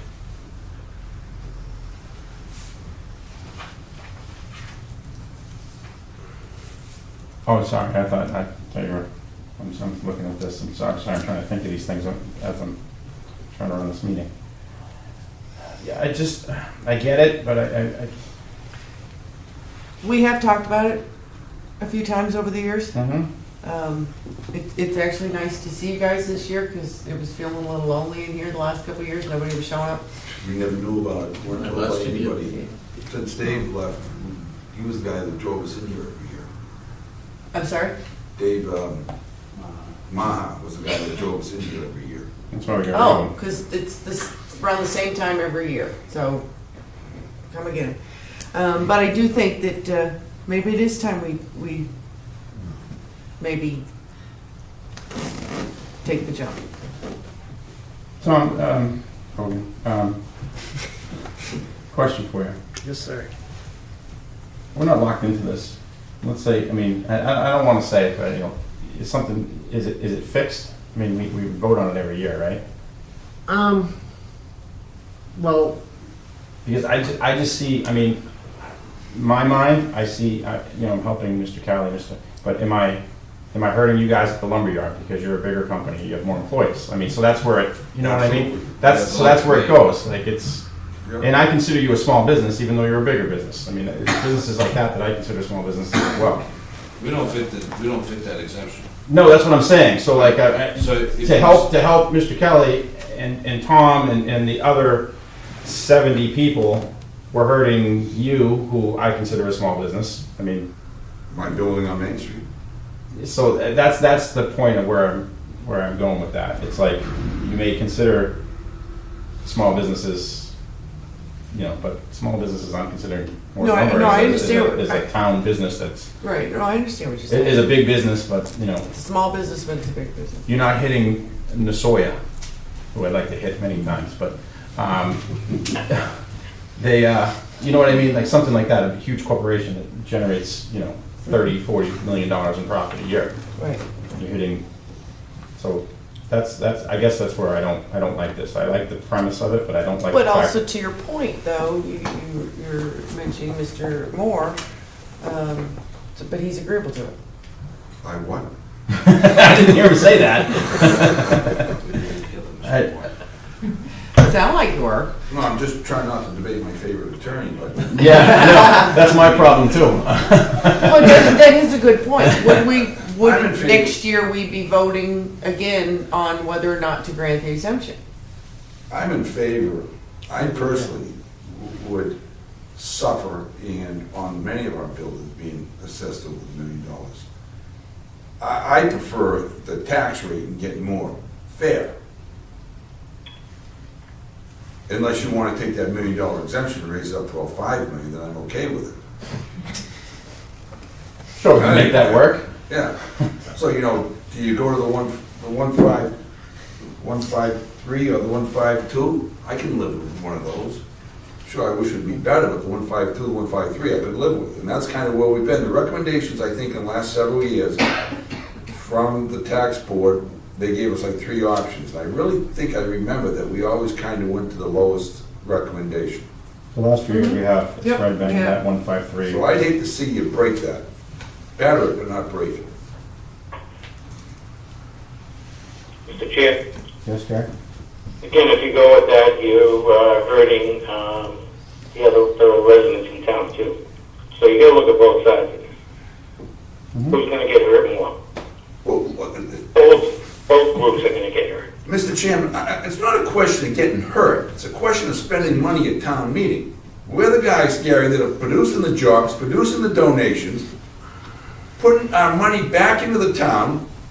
So I totally disagree with what you just said. We're all getting hurt. How do you justify $40,000 of taxes on one building on Main Street? Absurd. I could not survive if I didn't have that TIF agreement. That's going away in 3 years. that's gonna increase my taxes probably by another $6,000 or $7,000 a year. I think it's more than that if I go get my math. So you're saying who's gonna get hurt, Gary? Totally disagree with you. We're all getting hurt. Stop spending money at town meeting and we won't have these discussions. Well, How about Mrs. Jones on a fixed income getting a $263 raise in her taxes? I understand that, Gary, but what about the poor guy that's renting out to people that can't get enough rent to support the tax rates? We're all taking a hit. What we need some kind of group to get together and come up with some options. But this isn't going to get solved tonight. and I mean, stop spending the town meeting. I mean, I know you understand- can't do that, Chris. I understand, and I think we've really tried to spend wisely. I mean, this committee has been on infrastructure, we spent on the school. I mean, there's been no, I mean, we really take that seriously. As chairman of the capital committee, I can tell you everybody around that table does as well. So I feel That's like. being facetious on that. No, I understand, but I mean, we've really tried to focus on investing in the infrastructure of the town more so than. Then listen to what you just said. Investing into the infrastructure of the town. Mhm. What turns a town on or off? It's Main Street. Those are the small And schools. commercial guys that are trying to do something with their property to set the image on the town of Ayer. You wanna go through a dumpy Main Street, you just set the image on everything in town. But, I mean, you can go back, you can say that, but, I mean, Main Street was vacant, and the tax rate was higher a few years ago.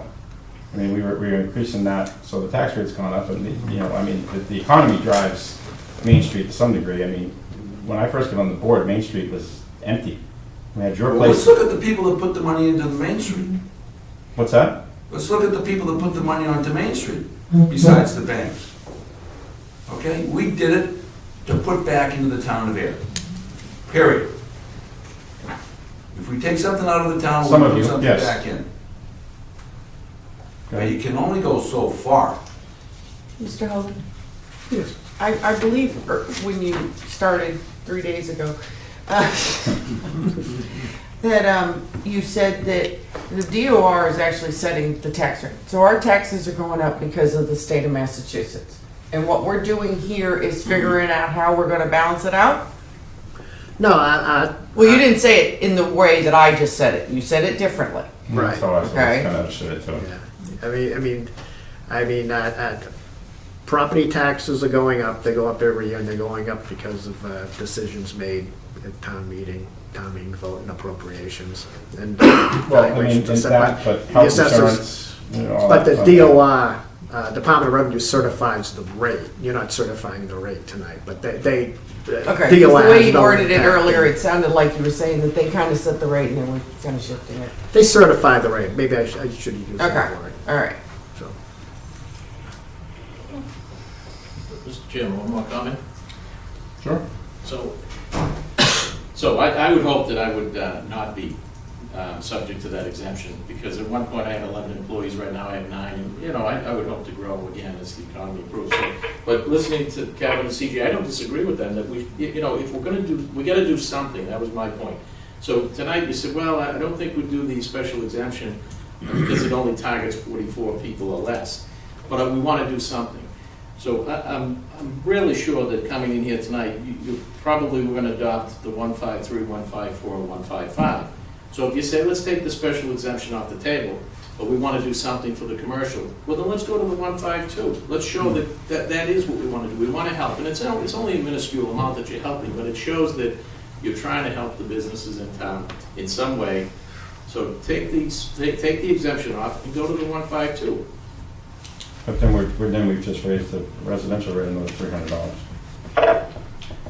It's the type of the. I know. I mean, I get both sides. So to your point, I get both sides of it. I'm a business owner. So Trust do me. I. Did you see 300? But I also get it as like I said, I could put 100 people in this room that would say I can't afford the $300 increase. So it's a tough. I get every one of your points is valid. Just to clarify, Yeah. not 330. But If we went to the 1.52, you said it would raise the residential 300. average residential building change $297. Right, it would be $30 more than what the 1.3. Oh yeah, no, I meant that- I just meant okay. the total. Oh, okay. Okay, we both got lost. Yeah. Okay.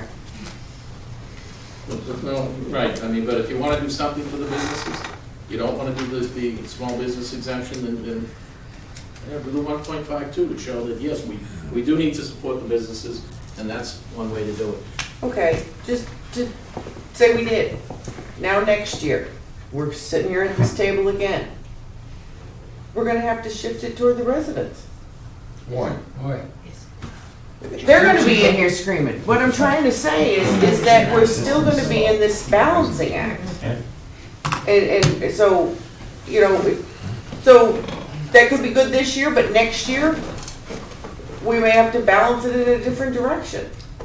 So that's something that we all have to understand also, that no matter what we do, next year, we may have to balance it back out to always keep things balanced at the same Well, time, that's what we'll have to cross that bridge next year. you know? You got 16 towns and nobody's this far apart, they're all like this. We got the biggest spread in the 16 towns. You know, and the other towns have a lot of problems. They're not even in the black. I They're in the guarantee red. you move your business You to know? Westford, I guarantee you, your tax rate, you pay more in taxes than you pay in this town. Or we could also sell our property for a lot more if we get a higher valuation. Okay, well, there you go. I mean, if that's the case, then you have to explain to me all those brand new buildings that are vacant over there. So why did? Well, you just go down the street and there's a lot of business ones too, though. Let's go right to our own shopping center. That's a whole different What's the issue. population for Westford? But 25,000. Let's go to 153, 25,000. 153. And what's the population for the town of Ayer? 7,600. I have a vacant lot. That's a big difference. That you have to look at also when you're talking about Westford and comparing it to Ayer, you also have to consider that it's also apples and oranges. 7,000. The You know? businesses and the residents are paying the same rate. But it's also more. There's 25,000, a population of 25,000 in Westford to a population of 7,500 in the town of Ayer. Those things also have to be looked at when you're doing your argument. Yeah, But you've also lost the medicine shop, you're losing Lagases. but we didn't lose that because of taxes. Didn't help. We lost it because the Well, small as- business, that had nothing to do with taxes. I wouldn't say that. CVS basically came over and took over the medicine shop. I mean, that's how it is with prescriptions and I beg to differ. okay, but that's what I heard, and that's what I was told. It was, the CVS came in, they can't compete with the universal insurance and all that. Small medicine shop can't compete. You don't see mom and pop pharmacies anymore. You don't see them anywhere. I grew up in Littleton. Wilson's Pharmacy was great. I went there. I grew They up can't with Brown's compete. Drugstore. CVS came in, gone.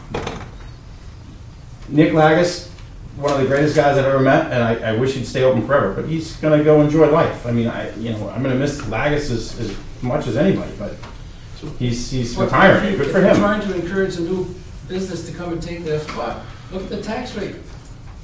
Why would any commercial retail business want to come to Ayer versus all the other surrounding towns? 324th highest in the state. Well, where are they coming to the other towns? What are we missing out on? I'm seeing corporations, bigger chain stores in other towns, but I'm not seeing small businesses pop up in these other communities. I don't see them.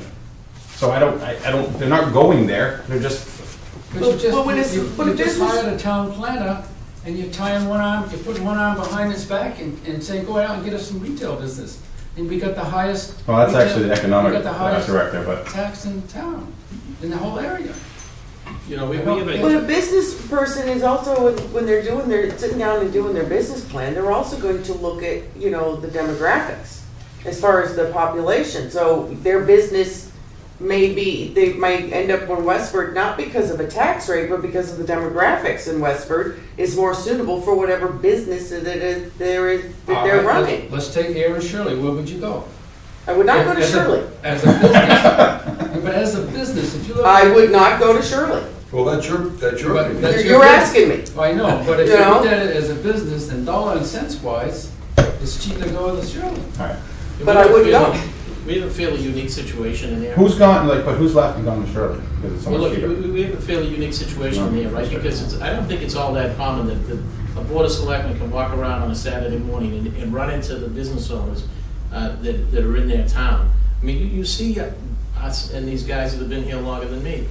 Every year, they're the guys that donate to the signs down at the Little League, that donate to the fireworks every year, that donate to the... And I do that too, and I don't pay a proper Right. business corporation tax. So the issue is, you know, you're gonna adopt the split factor. And after an hour and a half of this conversation, the board has said, yes, we wanna help the town, how do we do it? So the special exemption is off the table. Well, going to the 1.52 is the way to do that. Yes, it increases the residential tax bill more than the 1.53. But tonight, the issue is, can we help the small businesses? Now, a lot of the business owners in town, particularly I think on Main Street here, you know, when you're a person that's owned the property for 30 years or more, and you paid your mortgage, you can afford to rent to somebody for less rent. But when these people retire, like's happening now, you can't get a young guy in there that's gonna pay, you know, have a mortgage that's 80% of the value of the property, who's gonna pay the mortgage that the prior owner didn't, and then still be able to pay these high taxes and rent to somebody. So as the owners shift, as they retire and pass on the property or try and sell the property, you get a whole different ballgame than someone that doesn't have a mortgage on the property. Let's go to 152, move on. We'll make First that of all, we decision. still have a motion on the table as far as the exemptions. Yes, good point. Back to that, Gary, I'm going to call the vote on the motion to not adopt the small business commercial rate. Okay. Gary? Aye. Janice? Aye. Chair says aye. We will not adopt the small commercial rate this year. And anybody have a motion in terms of the tax rate? Mr. Chair? Yes.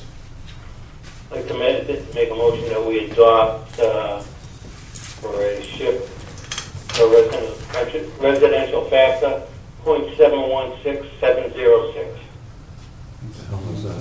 What's that one? 154. 154.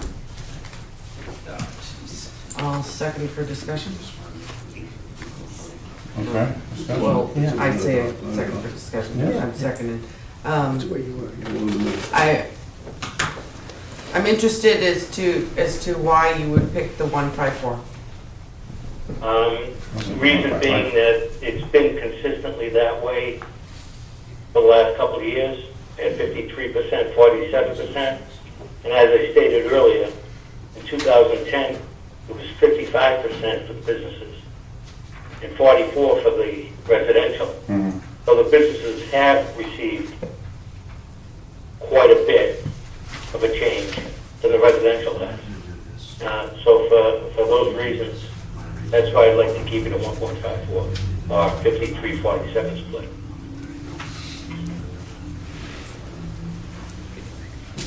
I agree. I mean, we have kept that right in the middle and tried to reduce. CJ? Mr. Chairman, just so my numbers are correct, CJ Moore, by the way, you just voted, I believe, to not have the small commercial exemption, correct? Correct. Okay, so not having that, if you had it, my rate would be 31, okay? If then you go to adopting Mr. Luca's recommendation of 1.54, my rate's still 31. So the 44 that would be in the small business exemption moves out, and I'm still paying the same 31, one way or the other. Well, that would change, wouldn't it, if we adopted it? You just voted you weren't going to adopt it. No, but I'm saying my point is that rate would change, right? If we adopted the small business, with Gary, that whole shift percentage would change, correct, to some degree? Yeah, I did the small commercial exemption math on the 1.53 shift like last year. Mhm. But if you went with a 1.54 shift and did a small commercial exemption, the rate wouldn't be 31, it would probably be 31.20. So it would be higher.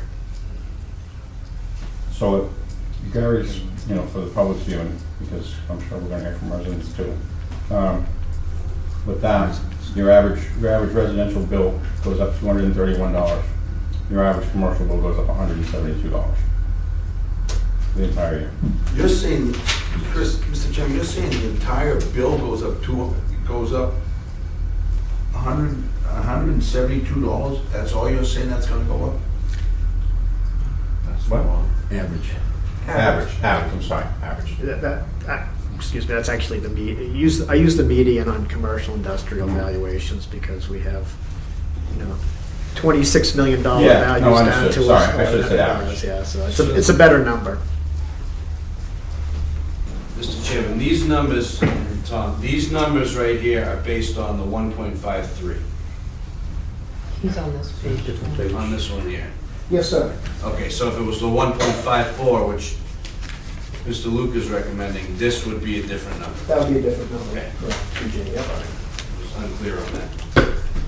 But you use those numbers as a rationale for not adopting the small business exemption and then shifting the numbers. So, it would seem that at least if you decided on one thing based on the 1.53, it would make sense that would be the one you'd adopt.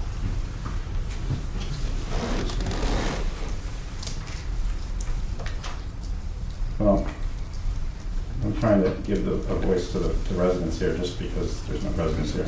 There are residents here. Calvin's a resident. I have residential property. There's a resident. I have a lot of residential property. Okay.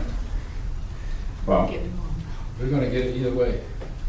what's that? We're gonna get it either way. We're not escaping. Correct. But, you know what I say this every I'm year. concerned about this being a bedroom community.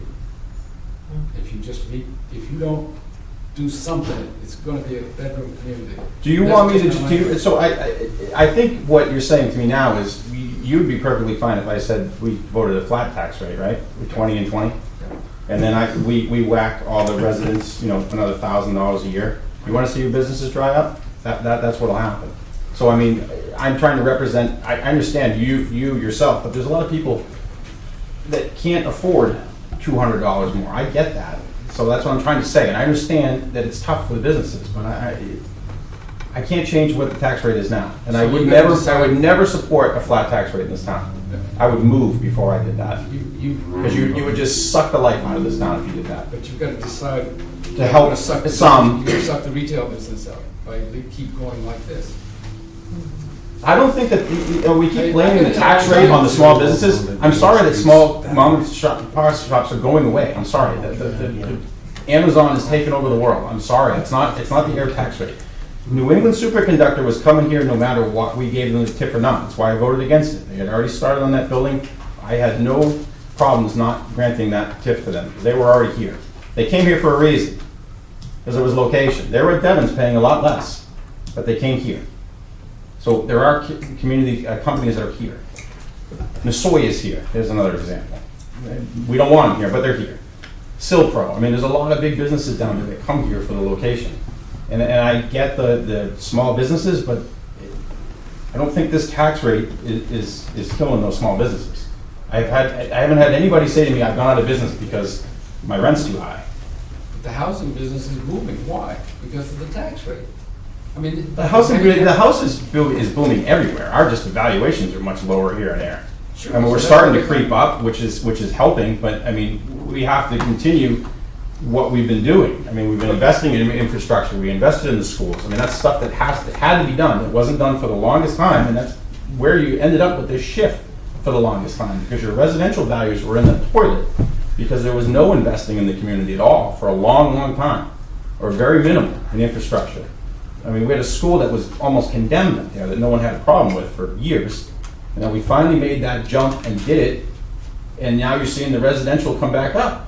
Eventually, the residential is going to catch up, but we've done a remarkable job of getting that up in the last few years, but we're still way behind other communities. And Ed, I'd love to see your tax rate go down. I would.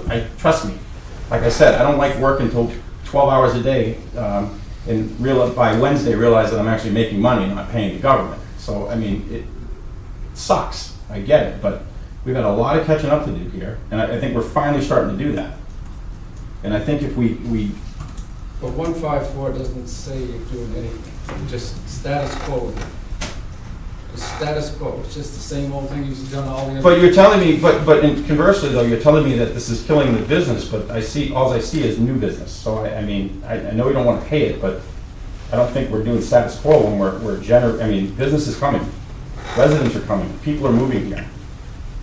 I know residents are coming. I mean, two houses down the street, he spent, Thank you you. know, he's been there for 2 weeks pounding like a ledge, trying to put a foundation in. And I bet he spent $100,000 and he hasn't put one piece of material in the ground yet. And he's gonna make money selling that house. Because a $500,000, $500,000 house, it's got really cheap taxes compared to if I put it in Westwood. I own a house lot in Westford, trust me, I pay more for my vacant lot in Westford than I pay for my entire residential tax bill. Yeah. So, with less land. But you're asking me to pay $5,000 more for the building on Main Street than you are? I'm not asking you to pay $5,000 more. Yes, you are. Right now, with the Yes. tax shift? Yeah. Right now, my taxes on that building is $5,000 more than it is on my house, and the valuation is only $2,000 difference. Okay. But as a resident, so you own a business, you sell a product, right? And you, I'll be right back. okay, I understood, but I mean, so I'm gonna be the devil's advocate here, I'm not saying this is my argument, I'm just saying. So a resident, a homeowner, works in a factory, makes $25 a year. If he's lucky, he gets one, cost of living increase. Some people don't give that. So I tell them their tax bill goes up to, it's gonna go up another $300 a year. They have to generate it somehow. Businesses, you can generate it subtly, I mean, over the year, I mean, $300, $400. But you just said that small town businesses are going by the wayside, so we can't generate it either. We're having a hard time generating business because there's no reason to stop on Main Street during the daytime. That's right. Why would you stop on Main Street during the daytime now? You can't get And that's because of you think that's because of the tax No, bill? not exactly, but it's not helping at all. It's not helping any. Who's gonna buy, ask Nick Lagas, how many bids he has, how many people come in and want to buy his business, or buy his building? And I agree, but how many stores are like that left in the entire state? I mean, that is, it's amazing that it's lasted that long. I mean, it's unfortunate that the world of Amazon and Yeah, these huge corporate stores have taken over. But some stores still go. You can go to West Concord, and there's still. Yeah, but they're closing too. Ralph Jordan's, they're closing. I mean, it's a product of society, unfortunately. I mean, I love small businesses too. But it is what society has become. I'm sorry, people go online and do their shopping. It's not like it used to be, where you go down to the store because you wanted to see the people and you shop local. And it's So just, we still got the cheapest residential rate in the area, period. Nobody's as cheap as us. So if the retail stores leave, what are you gonna fill these spaces with? It's gonna be the barbers, it's gonna be the coffee shops, it's gonna be the comic book store, and I'm telling you right now, $50 a month, $75 a month makes a difference.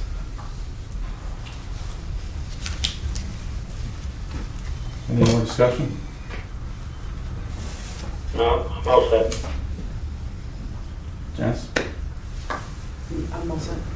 So the motion was for the 1.54? Correct. I'll start with you, Janice. All in favor? Janice? No. Gary? Aye. Chair says aye. So the rate 1.54. Actually, I'm sorry, you want me to read the residential factor would be what you're adopting. I'm the sorry. .71? I'm sorry, 706, yeah. Thank you for listening. Thank you. Thank you. Same time next year. Yeah, I can see you. Huh? No. I said no. All right. Do we handle all the minutes? Talked enough, I guess. No, and back to their point, how, is there anything we can do, like over the course of the year, over the winter, to just, like a round table? I mean, obviously. Well, what I was going to suggest, and I think this is sort of a concept that Robert's introduced to the town, and it's been very effective, is just sort of these public workshops on this type of thing. I didn't know coming in tonight I'd be spending this much time on the small commercial exemption. Yeah, no, I understand. And if, perhaps before classification, if we had a public session on all of the options and all of the impact, and let everybody say what they want to say about it, and what the assessors would do is we prepare more in-depth numbers on things like the small commercial exemption, and we don't focus on it. And that way there, classification night could just simply be a vote and not, Yeah. not, Go ahead, Gary. No, it's a good point, and also, Tom, people just don't understand the process. I mean, we spend the money and then we fix the rate. It's archaic the way it is, but that's what we have for process. A lot of people don't have that understanding of that. I mean, we could vote, we could have a special town meeting, take our free cash and say, listen, everybody, we're going to pay for the debt override for the schools for 1 year. And we could do something like that. But this discussion needs to happen. Mm-hmm. I agree. And it's such a hard discussion because I agree with Mr. Kelly and Mr. Moore and Tom. I agree. I do too. I had my own small business. I understand. But I also know that I could, like I said, if they, probably next year because the rate went up again. I mean, we've had rooms full of residents. I mean, most of us here are residents. No, the last time that we actually had somebody show up for tax classification was November 18th, 2014. Is there something else special on that date that made you remember it? Or? No, no, that was November 19th, 2013. No, it's because I looked it up. So nobody has been showing up. But I guarantee you, I get 2 emails tomorrow. So this means, because there's people that watch us at home, every year, from the same people. So why are my tax bills going up? It's inevitable. You gentlemen are in a tough situation too, because well, their tax bills are going to go up too because of debt exclusions and town meeting stuff that they approved. Mm-hmm. And if they didn't show up at town meeting to approve or disapprove it, then you'll have to tell them that they should show up. Thank you. Yeah. It's a. When I say it's a thankless job. Well, one way to drive it in the right direction is convince people that there's a total, spend less as a total, versus the argument of who gets the bill. Sometimes I think what would be helpful to do is just say, tighten your belt, town, not Calvin or Fred, but the town. No, and that's a very good point, and we have done that actually this year with capital. I mean, we had a lot of expenditures with the sewer plant and upgrades last year, and I know Robert sent out the memo to everybody. Let's clamp down this year. I mean, and we haven't, if you've looked at the capital, which is a huge expense, there's been no toys in the last few years. There's been no fancy dump trucks with wing plows and all stuff like that. I mean, it's been purely, strictly almost infrastructure. But you're right, there's stuff that we really have to tighten it up on. And I don't think there's been anything that I felt that we've spent unwisely on in the last few years. No, I think we've I mean, there's always something that you're like, probably didn't really need that. But I mean, for the most part, I think we've been really good with that. So to your point, I agree. And I think we're going to try to do that on the capital end of it. So I think that's it, right? Always nice to see you, gentlemen. Did we have you vote on all of these? Oh. We've done it differently this year. Okay. Usually we do one at a time. Tonight we said let's do them all at the end. We did the first three. We did the open space, we did the residential, and then we did do the small commercial, which we voted not to adopt on all three of those. That's it, right? And then we just set the tax rate. So. Yeah. Do you have your signatures? Yeah. Good? I'm good. Okay, are you sure? Yes, thank you very much. Thank you, assessors. You guys want to come back? You want to come back on the 7th just for fun? I thought I was, but whenever you need me. No, it now is the 7th. Yeah, really. Gentlemen, thank you as always. No, it's a tough job.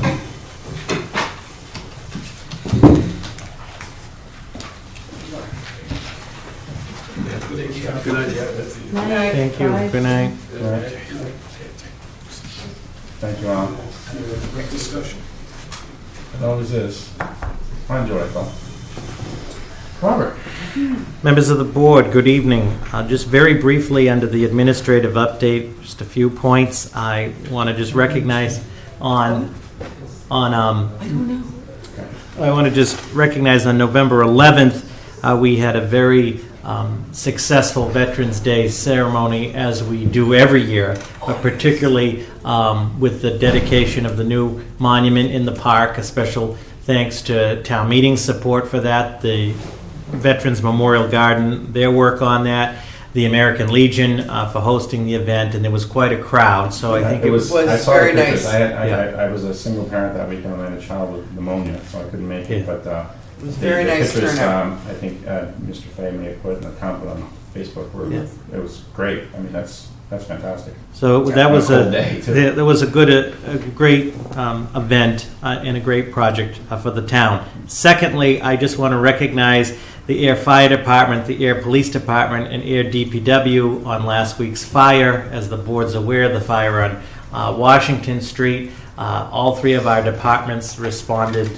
timely, professionally. There was no loss of life. There was no major injuries and so forth. Additionally, the mutual aid agreements were activated because at the same time there was a significant car accident at the intersection of Groton, Harvard, and in East Main, and specifically to the town of Harvard that responded to that. So again, excellent job by our departments, as always, but also the mutual aid, and just a special thanks to all three departments for that. I just want the board to be aware that the special acts that were approved by town meeting on October 23rd have been filed with the legislative delegation and will be filed with the legislature, and we will track those. Spring, summer, probably. Well, once they get the session reconvened, we'll keep you apprised as that moves forward. So it's in the hands of the legislature at this point, and we don't foresee any issues. It's just a matter of the process. As mentioned last time, the capital requests for FY19 are actually due tomorrow at 4 p.m. The first meeting of the capital planning will be on November 29th, just to begin the process. As you mentioned, Mr. Chairman, we don't see the magnitude of capital from FY18, FY19 will not be as much, but again, will be some important decisions to be made. On December 1st, we'll issue the budget preparation memo, so that's going to be underway. The Water and Sewer Rate Committee has met and is putting forth the plan again for the whole rate consideration by March. So we're rapidly gearing up in the full budgetary process. So in the interest of time, there was just a few highlights since the last meeting. I just have two action items for tonight. Well, actually, no, I have one other update, excuse me. The regional dispatch. My colleague and I convened a meeting here in Ayer last week or 2 weeks ago, last week with our respective chiefs, and prepared a memorandum of agreement for their consideration, which, bless you, which we had a very productive meeting, and that they agreed to, at least at that level, our level, agreed to the MOA, agreed to the assessment numbers for a 2-year agreement, FY19, 100,000, FY 2020, 120,000. And those assessment numbers, so the board will know, are generated by Chief Murray's staffing requirements to make this work and by Ms. Gabri. So those are Ayer numbers. And those haven't changed, right? That was what we. That was from the joint meeting. What were the numbers again? Meeting. 100,000 for FY19, 120,000 for FY20. And then, as the board is aware, we currently get 25,000 from the 911 program. Mm-hmm. If Shirley joins us, we will go up to 175. Shirley has also agreed that all of the dispatches will be Ayer employees. The Chief Murray, the Ayer police chief, Will oversee them. right, and I will Chief's get good with that? yeah. So we had a very positive meeting. So then I get to the last piece, which I stressed on behalf of this board. I said, I believe, again, not speaking for the board, but the Board of Selectmen and Ayer want this to succeed and move forward. And we're confident that the terms and the numbers, at least that were agreed to around the table, are in everybody's interest. So December 5th is your next Selectmen's meeting. And I said that the expectation would be at 7 o'clock or after the opening, to have one last joint meeting for the purposes of approving it and inking it so we can move this forward. So there's a lot of work to be done. So that, there didn't seem to be any opposition to that. So Well, that's from their administrator, how about their board? right, I mean, exactly, but I can only, interface with my colleague and the chiefs. No, I understand it. So You've done a good job. It's I will frustrating. do two things. I will submit to the board the draft IMA so you can take a look at it, obviously. And secondly, we are tentatively planning for December 5th, but the expectation, I made it very clear in the interest of everybody's time, and if to move this forward, including the state, the purpose of the 5th is basically to review it and approve it and sign it. I agree, and I don't want to speak for Gary or Dennis, but after that, we've assumed And I can, responsibility and staffing and all that for them to mull their, whether they think it's a good deal or not, which they were willing to pay $150,000 more to go join Devon's. right. So I'm unwilling to really do much more after that point. If they want to pocket it again, it doesn't hurt us.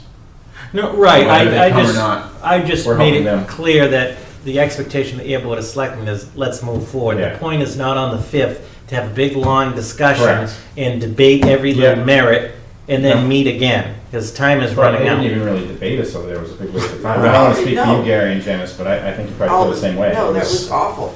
We came with all the offerings and So I will get that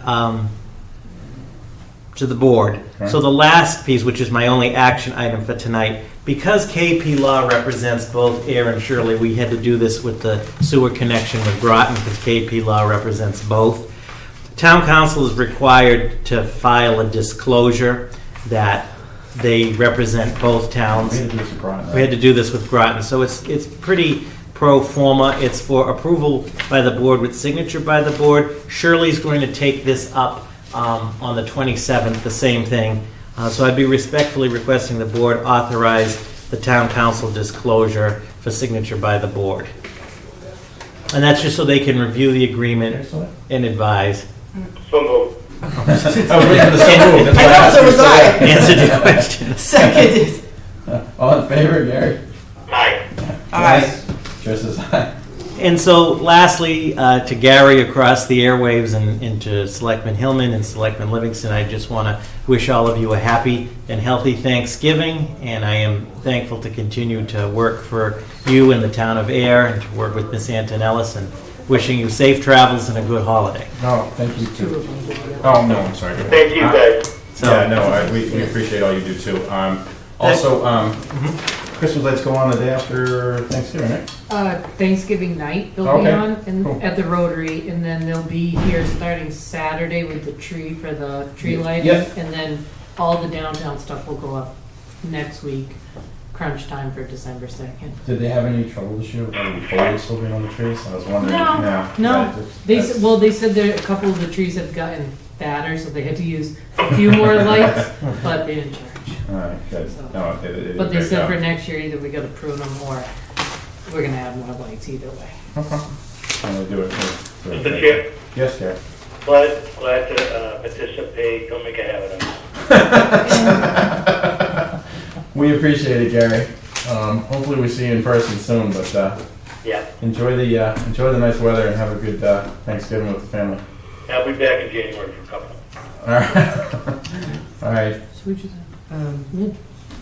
Did you have any new business to select? Just- No, I just put it out there. Are we gonna have the librarian to discuss that, trustees? yes. I don't know if you wanna do it after the holidays or what, but, I was going to say after the holidays. That's fine. just if that's all right with the Yeah, board, yeah. I will send a letter to the Yeah. director and to the maybe the first trustees. meeting in January or something And like let's, that. if that's okay with the board. Yeah, no, I mean, we've been talking about it for years, but I mean, Yeah. it's not like, Yeah, so, okay. Works for me. and Nasoya will be back on the 5th for an update because the DEP deadline is tomorrow. Yep, thank God. they won't hear And that. so that's why tonight there was no. Yeah, no, so- and just to report, it's been like I said, the last meeting with the CEO, I think there was only 2 complaints in the Yeah, last 2. 2 weeks. And they weren't anything like, I mean, the one was bad, but the other one was hit or miss. And they've been very good about notifying us about when they're shutting down systems to repair and stuff. Yeah. So I think overall it's moving in the right direction finally. Minutes? Yes, I'd like to make a motion to approve the meeting minutes from the November 7th, 2017 Board of Selectmen meeting. So moved. I wasn't here. Oh, that's true. Second? I so moved. You- I moved. oh. Yeah, you want a second? I made the motion. She moved it. Oh, yeah. You seconded it? You Yeah. seconded Oh, right, yeah. Okay, so moved and seconded. All in favor? Janice? Aye. Carried? I was at, Absent? Aye. Approved. 1 abstention. Okay. Mr. Chairman, second. Matt? I make a Vice Chair. motion. I make a motion to adjourn. It's been Okay. seconded. All in favor? Gary? Aye. Janice? Aye. Chair says aye. Happy Thanksgiving. Good Thanksgiving to you and your family. Yeah, you too, You Gary. too, Gary. Enjoy. Right here.